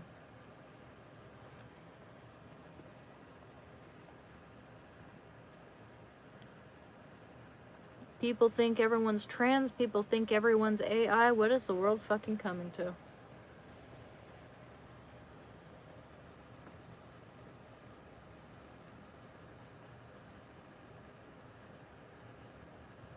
Mm-hmm. Yeah, that was a pretty interesting experiment. Thank you, Chris Max. Yes, please like and subscribe, guys. I appreciate you very much. Howdy, what's on the agenda for today? Oh, man, well, we started out with a bang. And just, you know, I made fried chicken. I had some fried chicken, and I cooked it in my air fryer. It came out perfect. And so I made this, you know, like flour mixture and the batter, like the egg and buttermilk mixture. And I had to, we didn't even have white wine vinegar or buttermilk. So I used rice wine vinegar and regular milk to make a buttermilk substitute. You know, mix that with some eggs and then like the flour and the spices. And then I, you know, dunked the chicken hearts and gizzards into the flour mixture, then into the batter mixture, egg mixture, and then into the flour mixture again, and then I put them in my air fryer, and they came out so crispy and so delicious. I mean, it's really probably the only way I can enjoy chicken hearts and gizzards. Gizzards especially. I don't like the texture of the gizzards very much, but it's so healthy, man. I need more iron, so I made that for myself with a couple eggs and some rice and some spinach. And I had an appointment today, and I only got like 2 hours of sleep, so I took a little nap and didn't wake up until way later than I had planned. I played a little bit of Tomb Raider, the Rise of the Tomb Raider, I think that's the one I'm playing. Let me check again and see, make sure. I'm playing, yeah, the Rise of the Tomb Raider. It's so much fun. And took care of Shando. Kind of a boring day.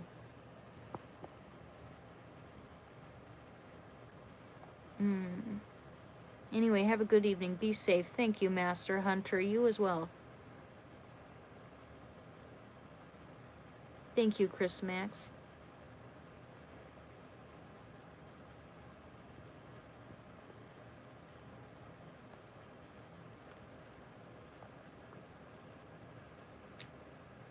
Okay, you look like Jane Fonda. That's cool. Well, unfortunately, isn't she a traitor?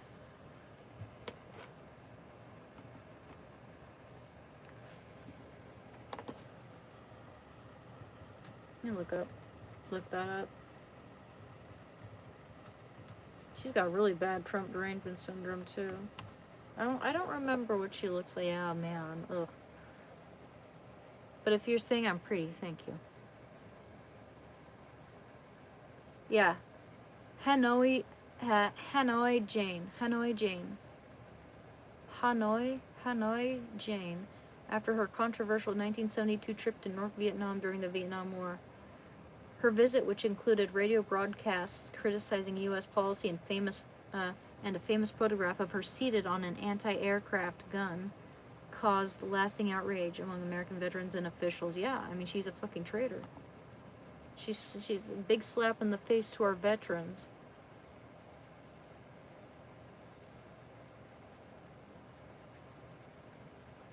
A widely circulated, though investigated and debunked, rumor, okay, so it's been debunked, that's important to know, claims Fonda betrayed American POWs by taking their smuggled notes and handing them over to North Vietnamese guards, which supposedly resulted in torture or death. Fonda has continuously refuted this, and historians agree there is no evidence to support the claim. This is Time magazine, so gotta also keep in mind that they're, you know, some people on the left might be afraid of, you know, making her look bad. But I don't know. I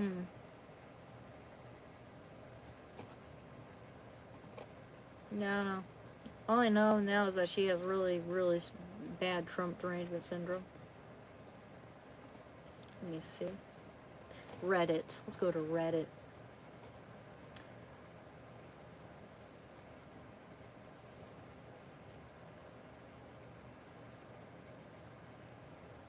Huh.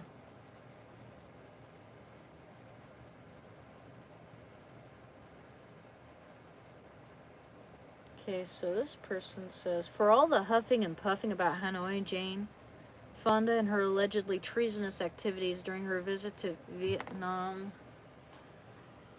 I don't know where my glasses go now. My eyes are getting super tired now.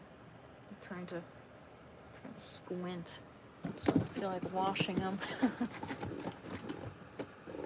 Never sought to formally prosecute her as past administrations did for Axis Sally and Tokyo Rose after she returned to the U.S. I don't know, man. I have no idea. That article only says she didn't turn over smuggled documents to the NVA. I'm referring to her propaganda use by the enemy. Oh wow, that got -3 likes, meaning 3 dislikes, as the other figures I mentioned during World War II. And this person says he got 16 likes. The big difference is that Fonda wasn't employed or recruited by the enemy to push propaganda like the other examples. Her vocal anti-war stance and criticism of illegal bombing by the U.S. during the war was condemned by some people, but she never committed treason. A lot of people think she did. I don't know. Because treason, which is defined in the U.S. Okay, this guy got 7 likes. Because treason, which is defined in the U.S. Constitution, is an almost impossible charge to convict a person of when they have committed the crime. Much less as Wang U/Wang Dingus and Slopes shows when they really haven't. Blah blah blah blah blah.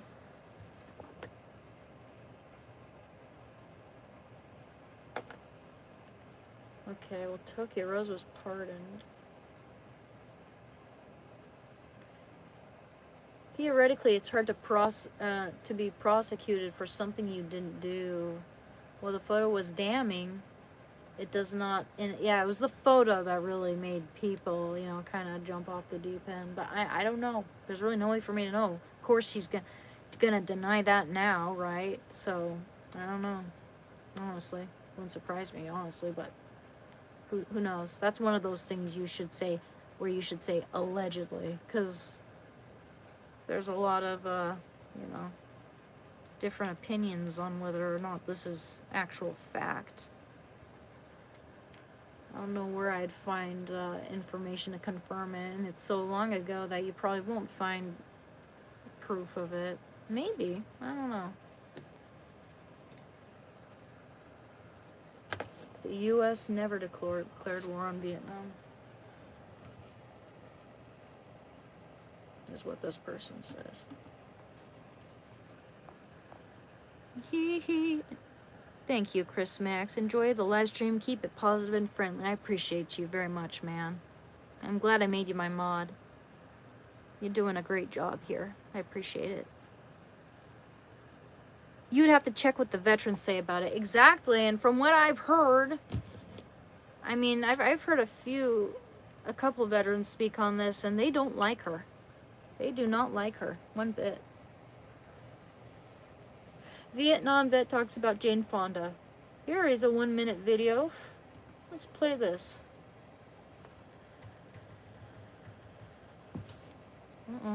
Gotta rewind it. 1 sec. 1 minute. A lot of people will never forgive her. I don't think any non-vet will ever forgive her. I don't think any non-vet will ever forgive her. Brunstrom said, "We felt that any Westerners who showed up in Hanoi were on the other side. They gave aid and comfort to the enemy, and as far as I'm concerned, they were traitors." After the U.S. prisoners of war returned and had landed at Clark Field in the Philippines in 1973, Jane Fonda publicly said that they were hypocrites and liars, and history will judge them severely. I would never spend a nickel, or even if I could see it for free, I wouldn't. Jane Fonda has now apologized for a photograph, but she speaks about some unexplained context. The context is the crime. The photograph is merely the visual evidence of the crime. Yeah, I wouldn't believe her. I think she's probably a liar. I believe the Vietnam vet. I believe the vets way more than I believe her. I'll just say that. She's just another lying celebrity. Woke. Trump derangement syndrome. American hating celebrity. Stay healthy, my friend. Good luck. Thank you, Brig Guy. That was a good idea to check what the veterans say about that. You know what? I don't like to allow for people like William Gregor on my channel, because he's like, fuck you, America. I don't like that. So you're not allowed here. Bye-bye. Sayonara. The last time the USA technically declared war was 1941 after Pearl Harbor. Exactly. People are spreading misinformation online everywhere. Precisely. Congress must be the ones to declare war. There you go. Magazine will cover for a rich star. Then go to the source. Precisely, Charlie. Thank you very much, TTV Unspoken Words. Thank you for the last YouTube live. Felt like a divine appointment. Scripture hit for sure. What do you do for hobbies and interests? Oh man, I play video games, I paint, I read, I play with my dog, and I like to walk a lot. I like going places. I like to go hiking. You know, those are things I just really enjoy. You know, on a regular day-to-day basis, when I don't feel like doing much, I like painting and video games. And reading. And I like to, you know, watch YouTube videos as well. I like to listen to podcasts while I paint. Your chin dimple's adorable. Thank you, Toy Fox.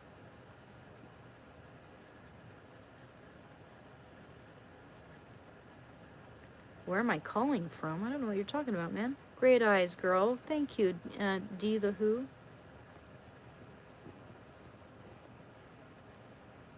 Well, speaking of which, TTTV, I was thinking about starting the Bible now because we're gonna end this live stream at 11 o'clock.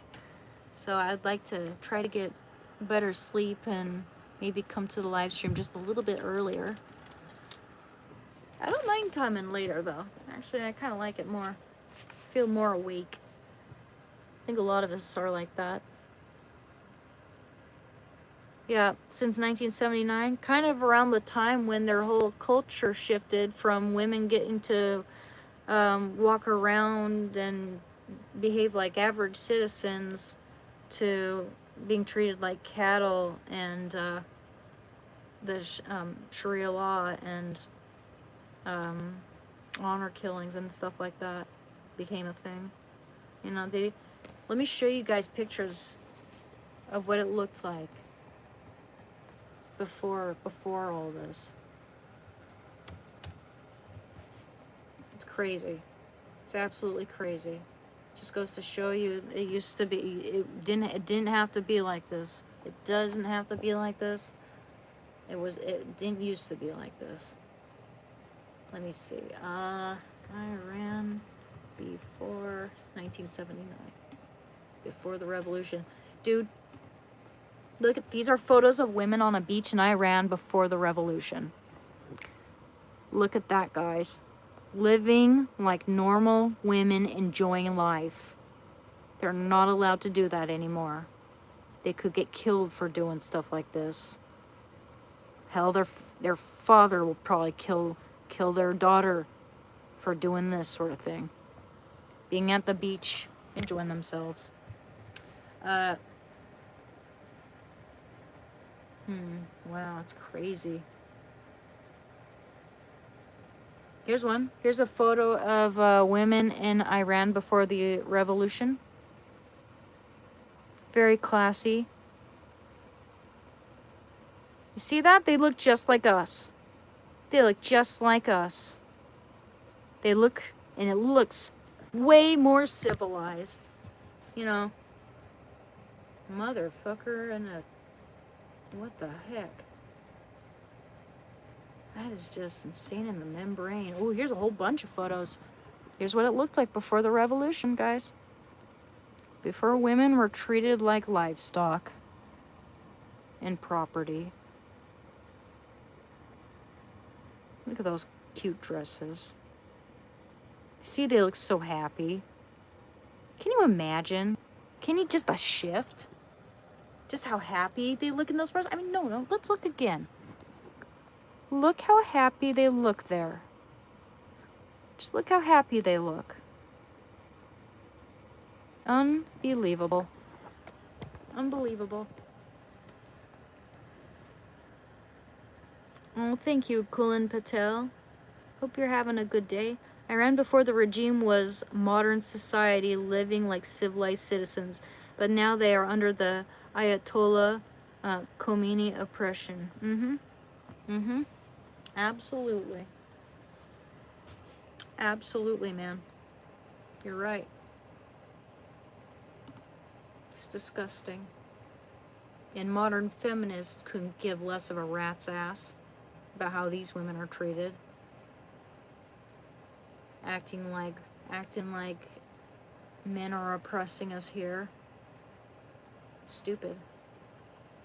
It's not true. Some people, man, it's like so many Americans actually just want to be oppressed. They want to be victims. They want to be tragic. It's disgusting. Main character syndrome.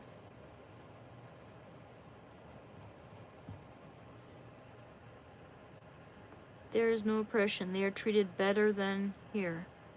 Well, that's a lie. Women in Iran are not treated better than they are here. That's a bull-faced lie. And I've heard that lie from the left these days. I've heard people saying that gay couples will be treated better there than they are here. Liars. Absolute liars. Yet again, this kind of connects to all the lies they say about Trump.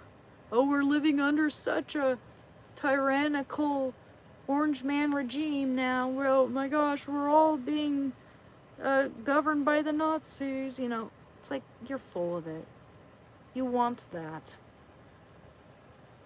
Unbelievable.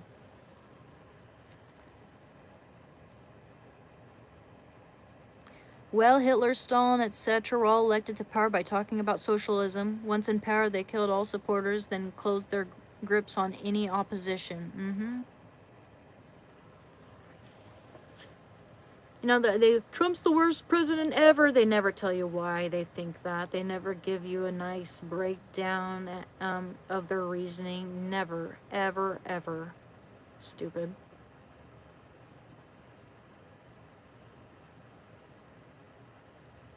There are a lot of anti-Semites here, too. That's why they killed thousands of protesters. Precisely, Charlie. Precisely. Precisely. Anyway, we're going to read the Bible now. Don't forget to like and subscribe, guys. Let's try to get up to 200 likes. Let's go. Thank you, guys.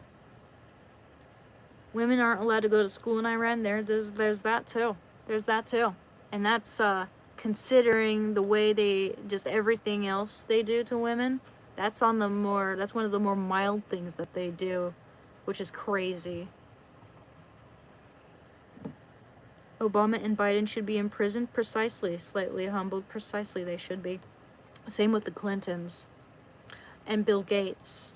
Bill Gates should be in prison right now for his crimes against humanity. I'll say allegedly, but we all know that I know he's a really, really evil person. I remind you of Dr. Ruth Westhammer. Well, if she's a doctor, then maybe she's very smart. Thank you. Dr. Ruth Westhammer. I've heard of her. I don't know much about her, though.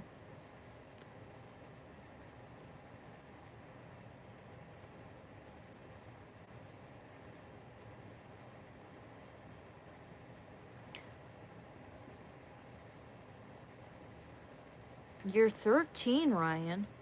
Hello, Ryan here. I want to be a reporter when I grow up. I'm 13. What has Iran done to provoke Trump to cause the war in Iran?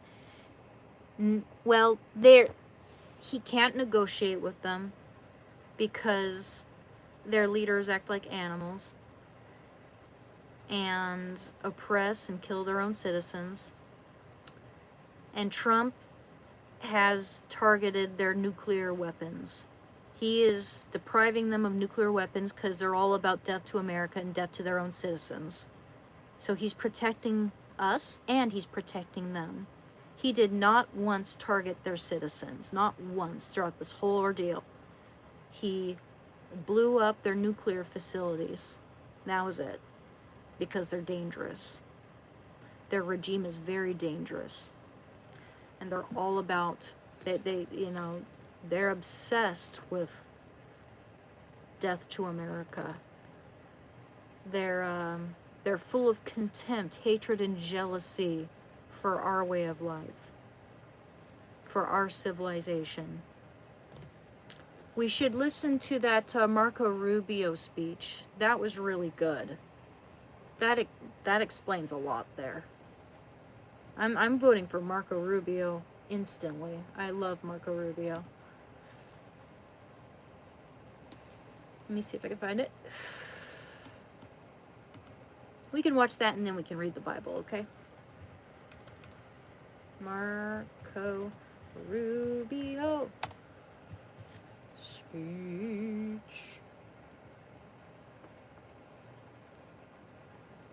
Let's see.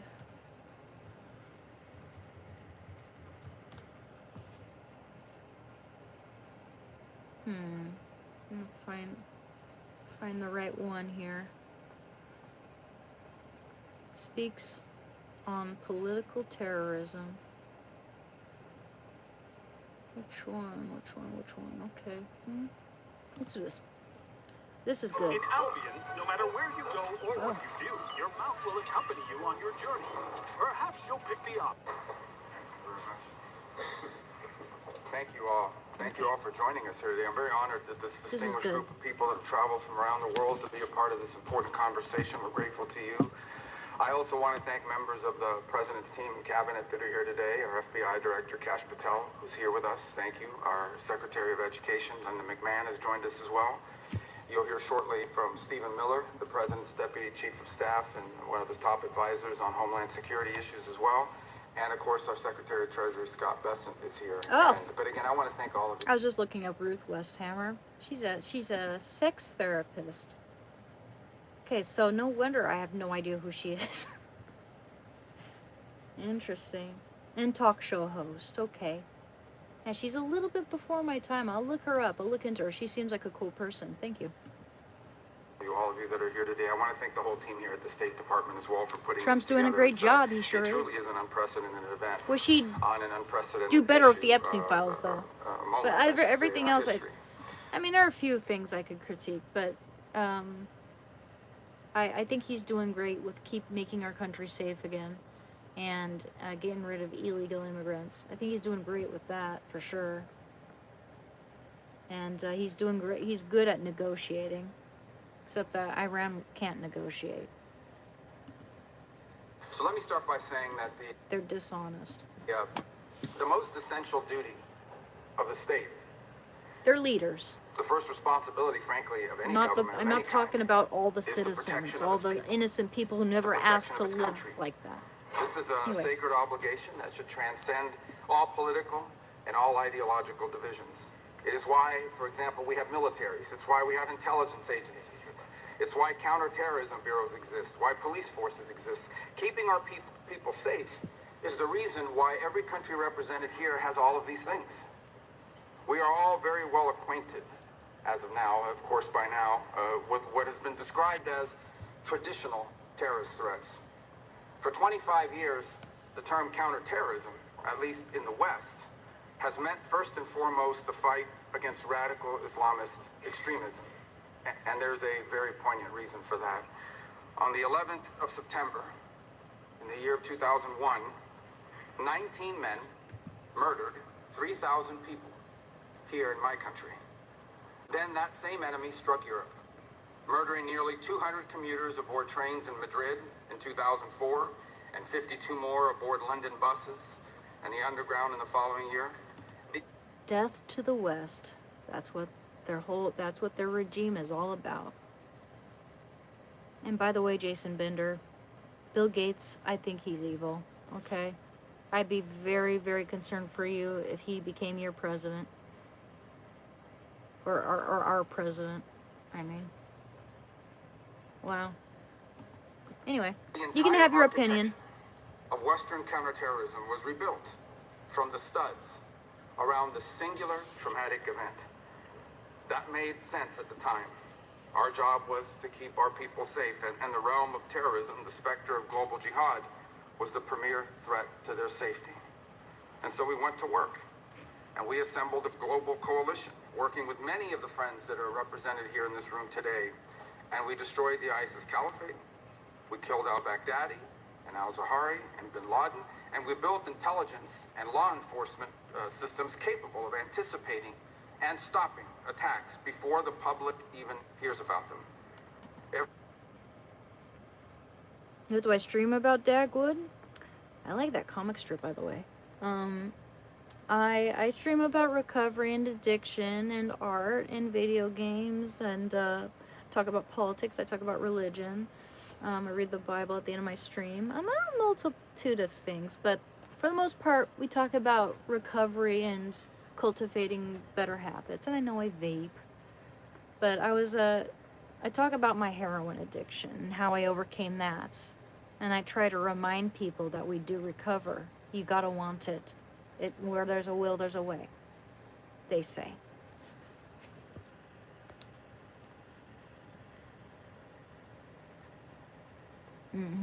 Tucker Carlson 2028.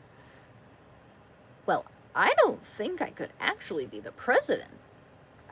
It just wouldn't be my cup of tea. I'm doing a Tucker Carlson impersonation. It's probably not that good. Anyway. Every country represented here today has disrupted a terrorist threat at some point emanating from this source.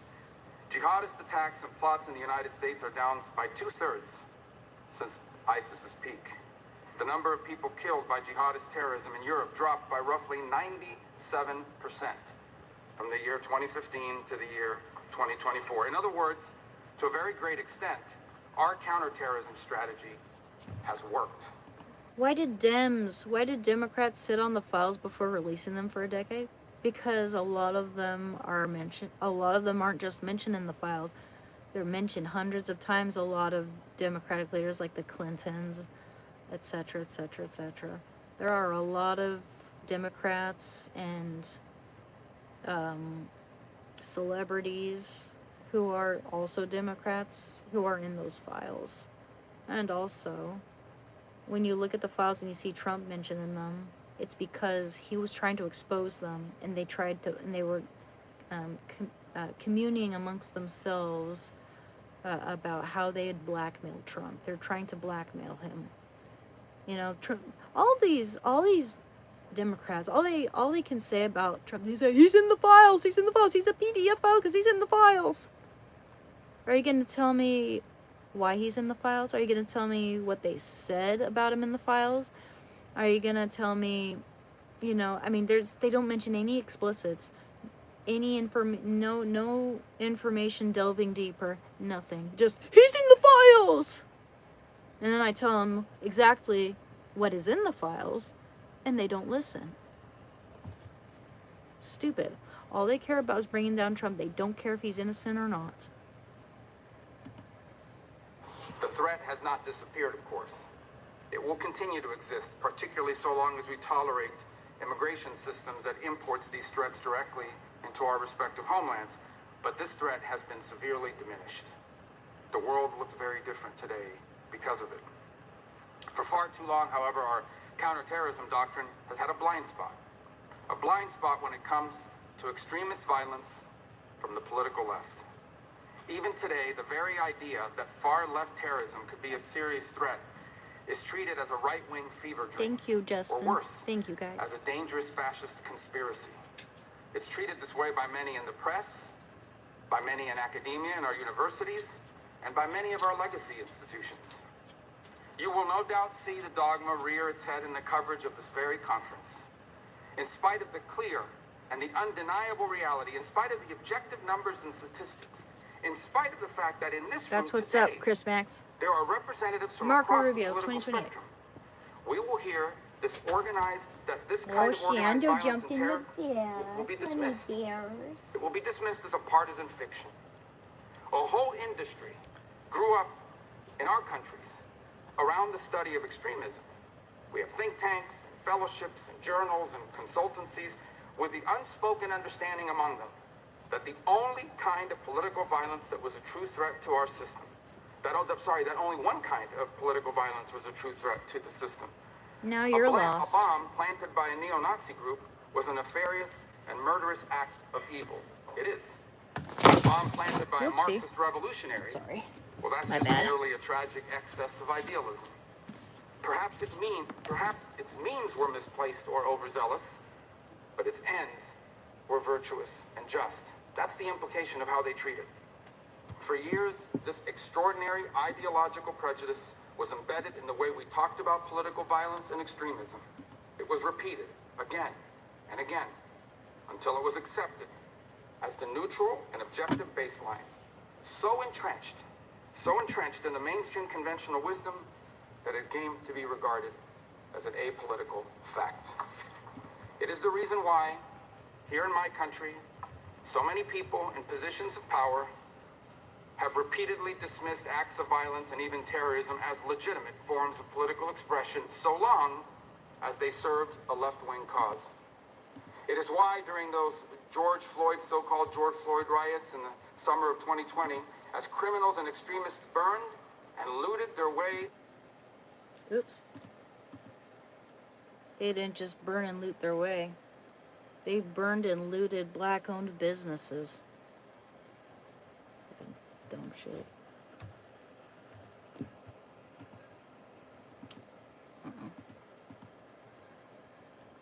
Huh. Did I? Oops. There we go. To its knees. City governments all across the country simply refused to prosecute the people conducting these acts of violence and terror. It is the reason for the now infamous image, maybe you all recall this, of a news anchor from a very prominent agency, a news anchor, standing in a neighborhood, consumed in flames. Meanwhile, the chyron on the bottom read that the protests were mostly peaceful. This was something worse than a double standard. Left-wing violence was not just excused, it was treated as sacrosanct, a protected class unto itself. That era has to end. The coalition in this room today includes political leaders and experts and law enforcement officials from more than 60 countries across the world. You have come here from a wide range of governments, parties, and political persuasions. Some of your governments and ours disagree. You know what? Let's watch this because it's gonna get, that's 20 minutes. This is only 2 minutes. This is a part of that video. I think this will just get straight to the point of what I'm trying to convey here. Ambushes. Let me see. More than 80% of Listen. radical violence is now driven by far-left and anarchist actors. These are not abstract statistics. Americans have seen what those numbers mean. An all-out assault on our immigration officers, sniper attacks, explosives, armed ambushes, a transgender shooter opening fire on Catholic elementary school students as they pray, his gun marked with slogans like, "Where is your God now?"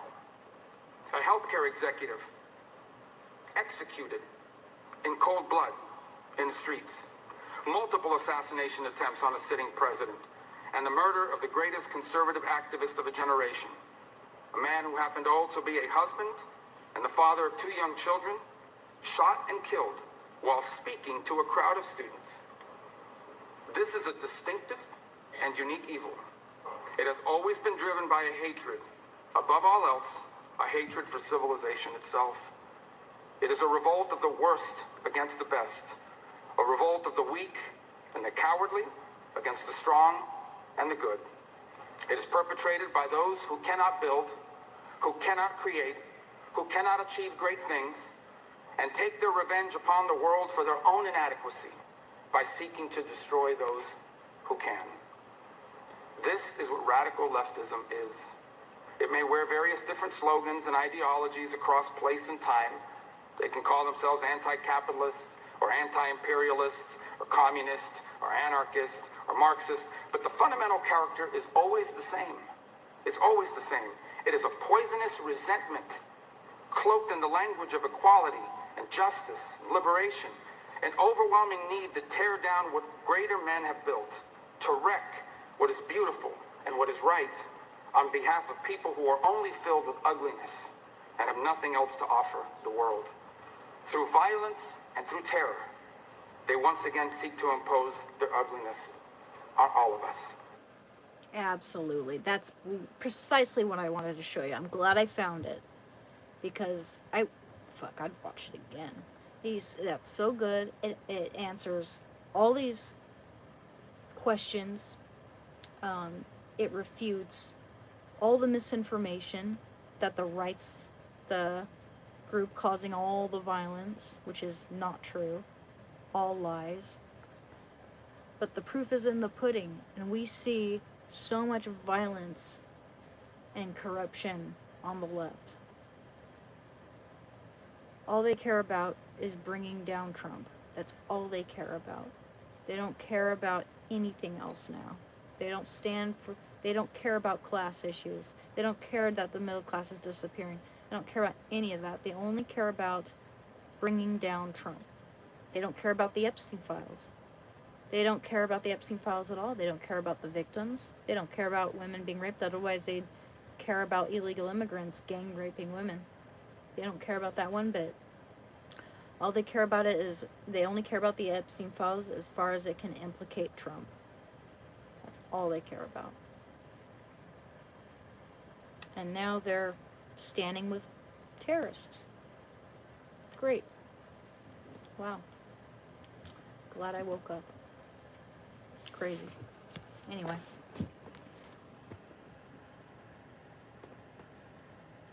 He's in the Epstein files. He's mentioned in the Epstein files because they were planning on blackmailing him. You dipshit. Anyway. How many times I need... They say, he's in the files! They don't tell me why. I tell them why. But it's like, don't hear you. Fucking stupid motherfucker. Yeah, let's read some Proverbs. Yeah, let's... On another note, we're about to end the stream pretty soon here. So I'm going to read chapter 6 of Proverbs, because we just read chapter 5. Then we'll read 4 more verses.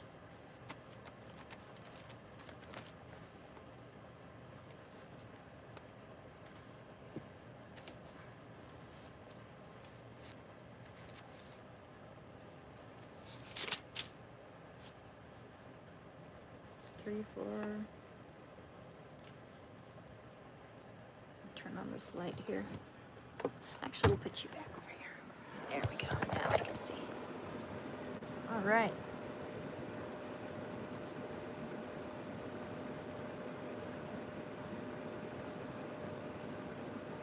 Let's see.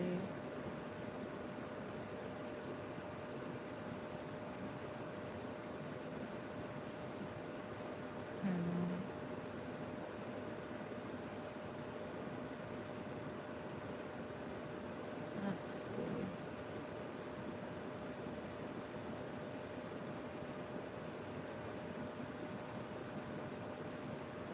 Okay, chapter 5. I think. 4 or 5. I'm pretty sure it's 5. My son, be attentive to my wisdom. Incline your ear to my understanding, that you may keep discretion. Let me move my fan. It might be a little conflicting. I'll start over. Sorry. My son, be attentive to my wisdom. Incline your ear to my understanding, that you may keep discretion, and your lips may guard knowledge. For the lips of a loose woman drip honey, and her speech is smoother than oil. But in the end she is bitterer than... Actually, I think I did read chapter 5. Yeah. Yeah, I did. I absolutely did. So we're reading chapter 6. Sorry about that, gang. Let's see. Okay. My son, if you have become surety for your neighbor, have given your pledge for a stranger, if you are snared in the utterance of your lips, caught in the words of your mouth, then do this, my son, and save yourself, for you have come into your neighbor's power. Go, hasten, and importune your neighbor. Give your eyes no sleep, and your eyelids no slumber. Save yourself like a gazelle from the hunter, like a bird from the hand of the fowler. Go to the ant, O sluggard. Consider her ways and be wise. Without having any chief, officer, or ruler, she prepares her food in summer and gathers her sustenance in harvest. How long will you lie there, O sluggard? When will you arise from your sleep? A little slumber, a little folding of the hands to rest, and poverty will come upon you like a vagabond, and want like an armed man. A worthless person, a wicked man, goes about with crooked speech, winks with his eyes, scrapes with his feet, points with his finger, with perverted heart devises evil, continually sowing discord. Therefore, calamity will come upon him suddenly. In a moment he will be broken beyond healing. There are 6 things which the Lord hates, 7 which are an abomination to him: haughty eyes, a lying tongue, and hands that shed innocent blood.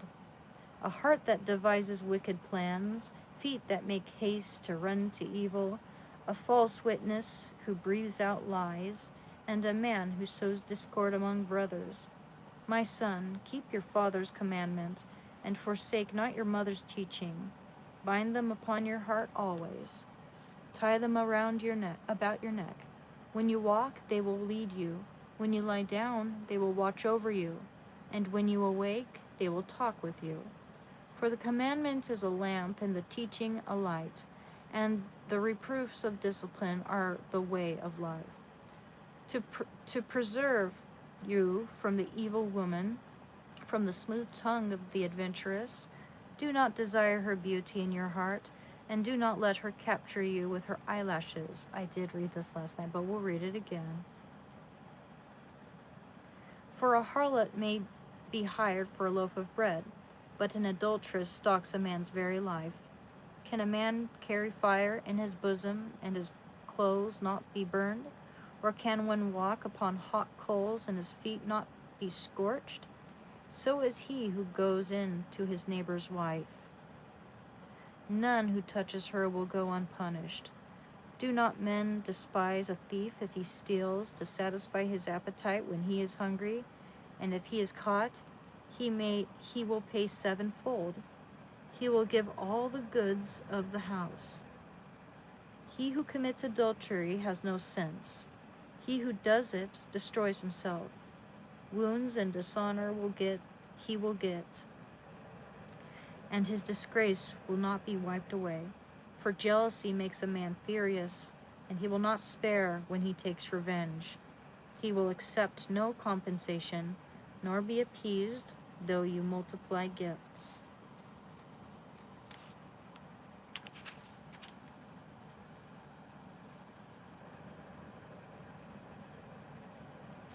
Okay.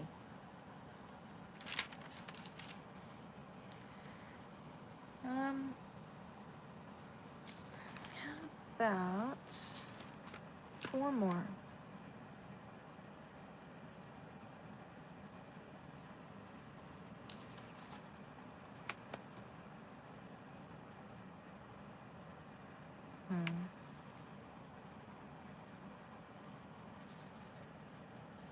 How about Ezekiel chapter 1, verse 4 all the way down to 10. As I looked, behold, a stormy wind came out of the north, and a great cloud with brightness round about it, and fire flashing forth continually, and in the midst of the fire, as it were gleaming bronze. Sorry, I'm going to read that one sentence. As I looked, behold, a stormy wind came out of the north, and a great cloud with brightness round about it, and fire flashing forth continually, and in the midst of the fire, as it were gleaming bronze. Okay, I thought I skipped a word. Never mind. And from the midst of it came the likeness of 4 living creatures, and this was their appearance. They had the form of men, but each had 4 faces, and each of them had 4 wings. Their legs were straight, and the soles of their feet were like the sole of a calf's foot, and they sparkled like burnished bronze. Under their wings, on their 4 sides, they had human hands, and the 4 had their faces and their wings thus. Their wings touched one another. They went every one straight forward, without turning as they went. As for the likeness of their faces, I'll keep reading a little bit more. As for the likeness of their faces, each had the face of a man in front. The 4 had the face of a lion on the right side, and the 4 had the face of an ox on the left side, and the 4 had the face of an eagle at the back. Man, imagine trying to draw that. Such were their faces, and their wings were spread out above. Each creature had 2 wings, each of which touched the wing of another, while 2 covered their bodies. And each went straight forward. Wherever the Spirit would go, they went, without turning as they went.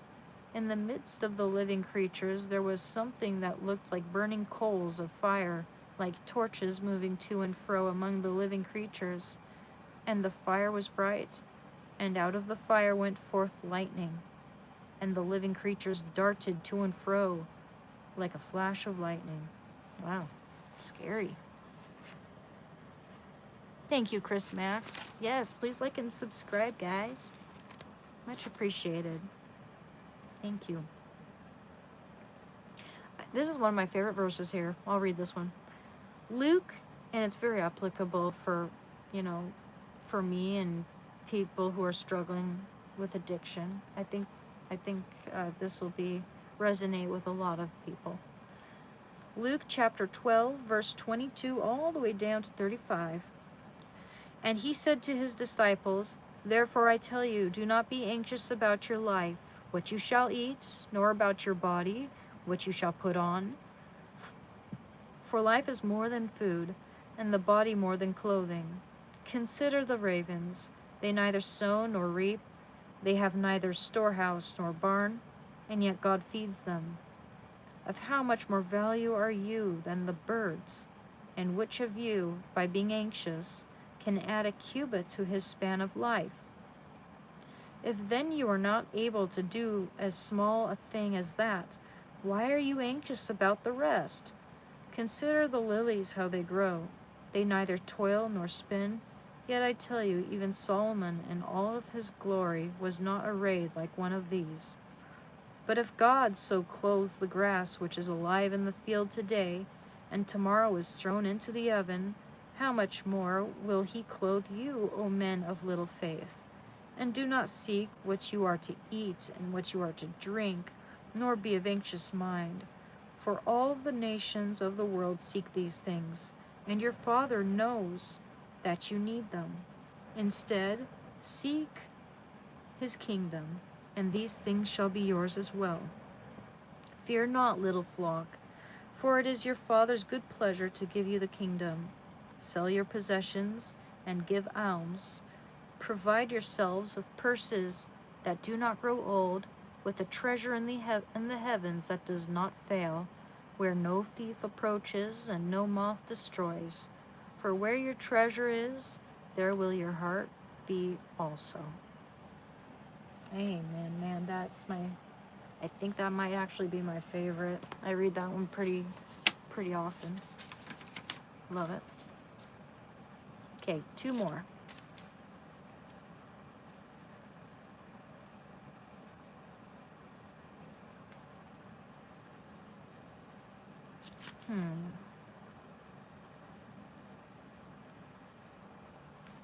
Romans chapter 2, verse 1, all the way down to, how about 17? I'll read a lot. "Therefore you have no excuse, O man, whoever you are, when you judge another. For in passing judgment upon him, you condemn yourself, because you, the judge, are doing the very same things. We know that the judgment of God rightly falls upon those who do such things. Do you suppose, O man, that when you judge those who do such things and yet do them yourself, you will escape the judgment of God? Or do you presume upon the riches of his kindness and forbearance and patience? Do you not know that God's kindness is meant to lead you to repentance? But by your hard and impenitent heart you are storing up wrath for yourself on the day of wrath, when God's righteous judgment will be revealed. For he will render to every man according to his works. To those who by patience and well-doing seek for glory and honor and immortality, he will give eternal life. But for those who are factious and do not obey the truth, but obey wickedness, there will be wrath and fury. There will be tribulation and distress for every human being who does evil, the Jew first and also the Greek, but glory and honor and peace for everyone who does good, the Jew and also the Greek. For God shows no partiality," meaning God isn't racist. "All who have sinned without the law will also perish without the law, and all who have sinned under the law will be judged by the law." We are all God's children, guys.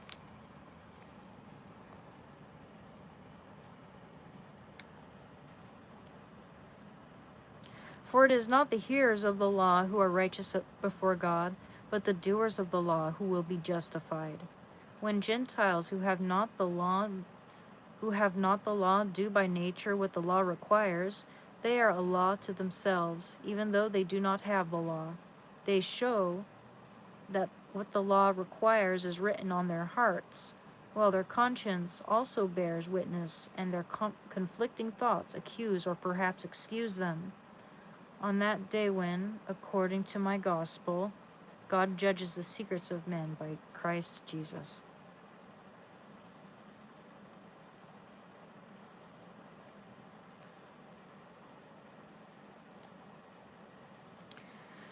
Romans chapter 5, verse 3 down to 5. More than that, we rejoice in our sufferings, knowing that suffering produces endurance, and endurance produces character, and character produces hope, and hope does not disappoint us, because God's love has been poured into our hearts through the Holy Spirit who has been given to us. One more.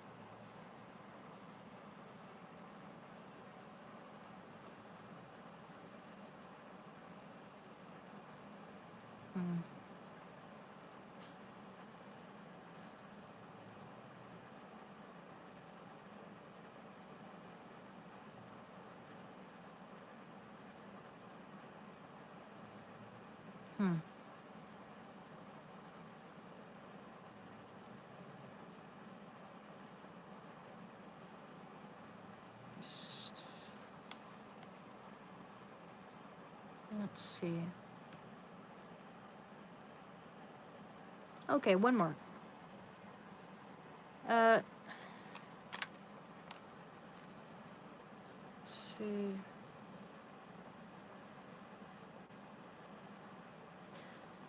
Second book of Corinthians, chapter 2, down to, well, we'll just stop at a good place. Stand firm in your faith, for I made up my mind not to make you another painful visit. For if I cause you pain, who is there to make me glad but the one whom I have pained? And I wrote as I did, so that when I came I might not be pained by those who should have made me rejoice. For I felt sure of all of you, that my joy would be the joy of you all. For I wrote you out of much affliction and anguish of heart and with many tears, not to cause you pain, but to let you know the abundant love that I have for you. But if anyone has caused pain, he has caused it not to me, but in some measure, not to put it too severely, to you all. For such a one, this punishment by the majority is enough. So you should rather turn to forgive and comfort him, or he may be overwhelmed by excessive sorrow. So I beg you to reaffirm your love for him. For this is why I wrote, that I might test you and know whether you are obedient in everything. Anyone whom you forgive, I also forgive. What I have forgiven, if I have forgiven anything, has been for your sake in the presence of Christ, to keep Satan from gaining the advantage over us. For we are not ignorant of his designs. When I came, okay, then I'll end it there. That's good. Sorry, I'm a little. I can't read aloud for too long. I start to get clumsy tongue. Blah, blah, blah. Yep, precisely. Dogs are a gift from God. Don't forget to like and subscribe, guys. Let's get up to 200. Heck yeah. Well, if not, it's okay. Yes, all dogs do go to heaven. There's a movie about it, yeah.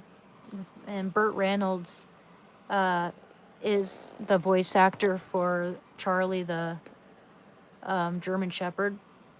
Don Bluth is one of my favorite animators. It's the same animator who did The Land Before Time, by the way, and A Troll in Central Park, but that cartoon was creepy as fuck. I loved it when I was a kid, though. I watched it at my grandma's house. Just, it's kind of weird, that cartoon. But, weird. But yeah, I like The Land Before Time and All Dogs Go to Heaven. Are pretty epic. And, you know that little girl who was the voice actor for Ducky, she got, I think she was murdered by her own father when she was still a little girl. It was right while they were making All Dogs Go to Heaven. So she wasn't able to fulfill the last scene where she's saying goodbye to Charlie and he goes to heaven through her window. Remember that scene at the very end when she's in bed and the dog comes, just, he's like an angel now, Charlie. He's went to heaven essentially. So he goes down to her and says goodbye. That cracking you hear in Burt Reynolds' voice was real. He was actually crying while he was voice acting that scene, because the little girl, I forget her name, but she voiced Ducky and she voiced the little girl in that movie. She had already passed away. So they had to kind of like, use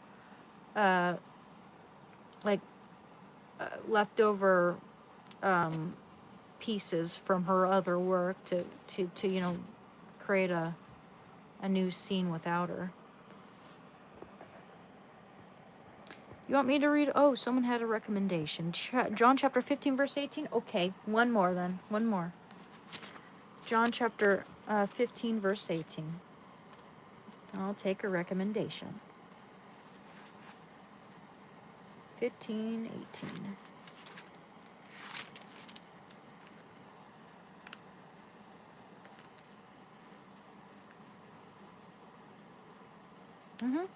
If the world hates you, know that it has hated me before it hated you. If you were of the world would love its own. But because you are not of the world, but I chose you out of the world, therefore the world hates you. That's such a good one, man. Absolutely. Absolutely. Thank you. Thank you, Chris Max. We're almost reaching 200. Let's go. Let's go. We got 4 more. 4 more. Come on. It's all right. Oh, thank you. Thank you, Indiosphere. Thank you, Chris Max. Thank you, TTVU Unspoken. TTV Unspoken. Thank you. Troll in Central Park. Yeah, I haven't seen that in so long. It's just that when the little girl kisses him, she's literally a toddler. She can't even speak. She's like maybe 1.5. And this troll looks like a middle-aged man. She gives him a kiss on the cheek, and he gets all rigid. And he goes flying it up in the air. And a lot of cartoons, they don't like... You can find this on YouTube. Just look up sexual innuendo in Disney cartoons. The characters, like, when they get turned on, they go rigid. And I think we all know what that means. So it was just that one scene, I saw it, like, that one part more recently. I'm like, oh, I didn't remember that, like, but when you're a little kid, of course you're not thinking of that shit, it's an innocent cartoon. It's crazy how our childhoods can be destroyed because everyone has to try to debunk everything. which is fun. It's fun. Oops.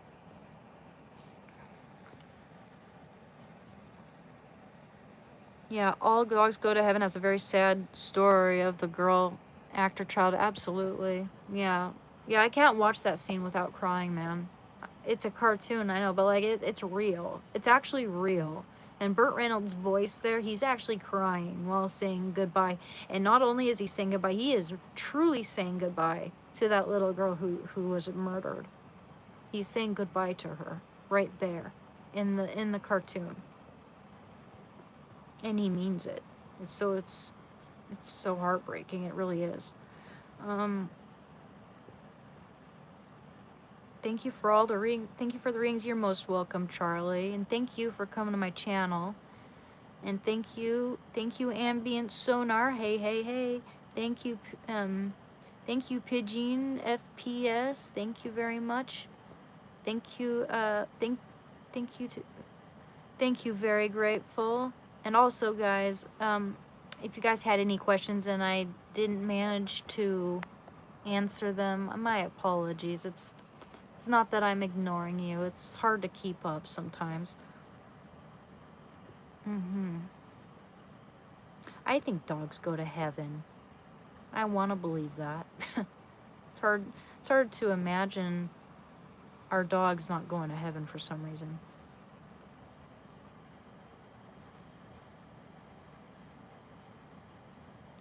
I just remembered when they taught me to read the Bible, after each reading, my parents would ask me what I had learned. That's exactly what I did when I was homeschooled. That for the most part of my schooling, I'd read real literature, real books, not twaddle. You know, stuff like, you know, when I was really young, it was stuff like the Swiss Family Robinson, David Copperfield, Robinson Crusoe, those types of classics. I read The Lord of the Rings, and I have a bunch of those books too. I've Kidnapped, Shakespeare, Jane Austen. I loved Jane Austen when I was a teenager. And when it was a book that I was reading for school, it would require a narration. And I'd have to give an oral narration and a written narration. And I found that very helpful. Absolutely. One of the best. That's really good. If you're Tangent Tea, do you know Sign Supper or Coffee Cuisine? I do not, Oscar. I do not. But maybe I should check them out. Thank you, guys.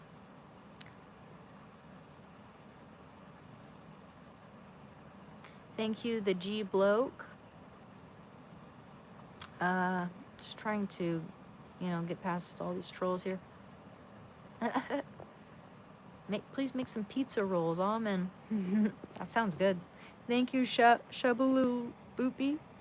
Shabula Boopy. I like your name. That's fun to say. Shabula Boopy. Oh, someone's gonna get the 200th like. Let's go. Let's go. So satisfying. So satisfying. You know you want it. You know you want it. Oh, thank you. Very grateful. 78. Yeah.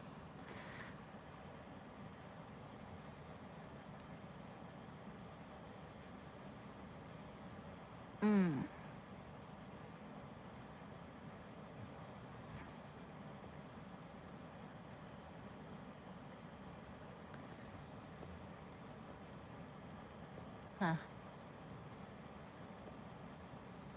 All right. Thank you, Charlie. I don't know. I think I said thank you, but in case I haven't, thank you anyway.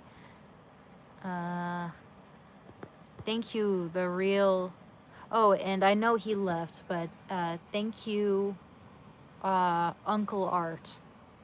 I remember that name, even though I wouldn't usually remember a name like that. I only remember it because I had an Uncle Art, And he was the only other person who made art. Yep. Okay.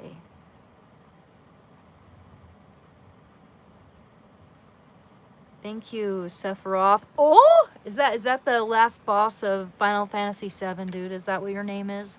Sephiroth. Sephiroth. Sephiroth Unifier or Sephiroth the Unifier? The Unifier. All right, guys.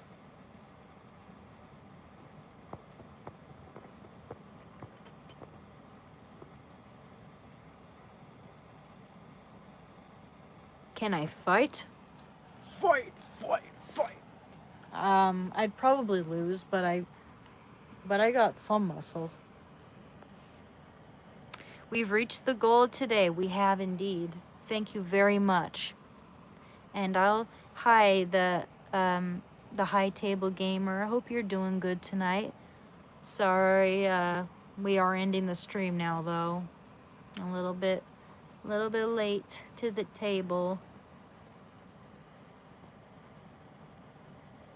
But I'll see you guys later, okay? Take care. Bye-bye.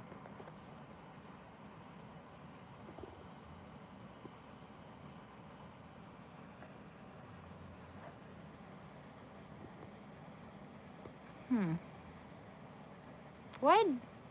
Someone told me I looked like Mrs. Olympia 2026. I didn't necessarily find that offensive, to be honest.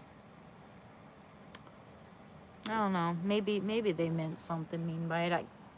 They're telling me I look like female Arnold Schwarzenegger, right? Isn't that what they're saying? Kinda. Anyway, kinda. I don't know. I don't think much of it. All right. Take care, guys.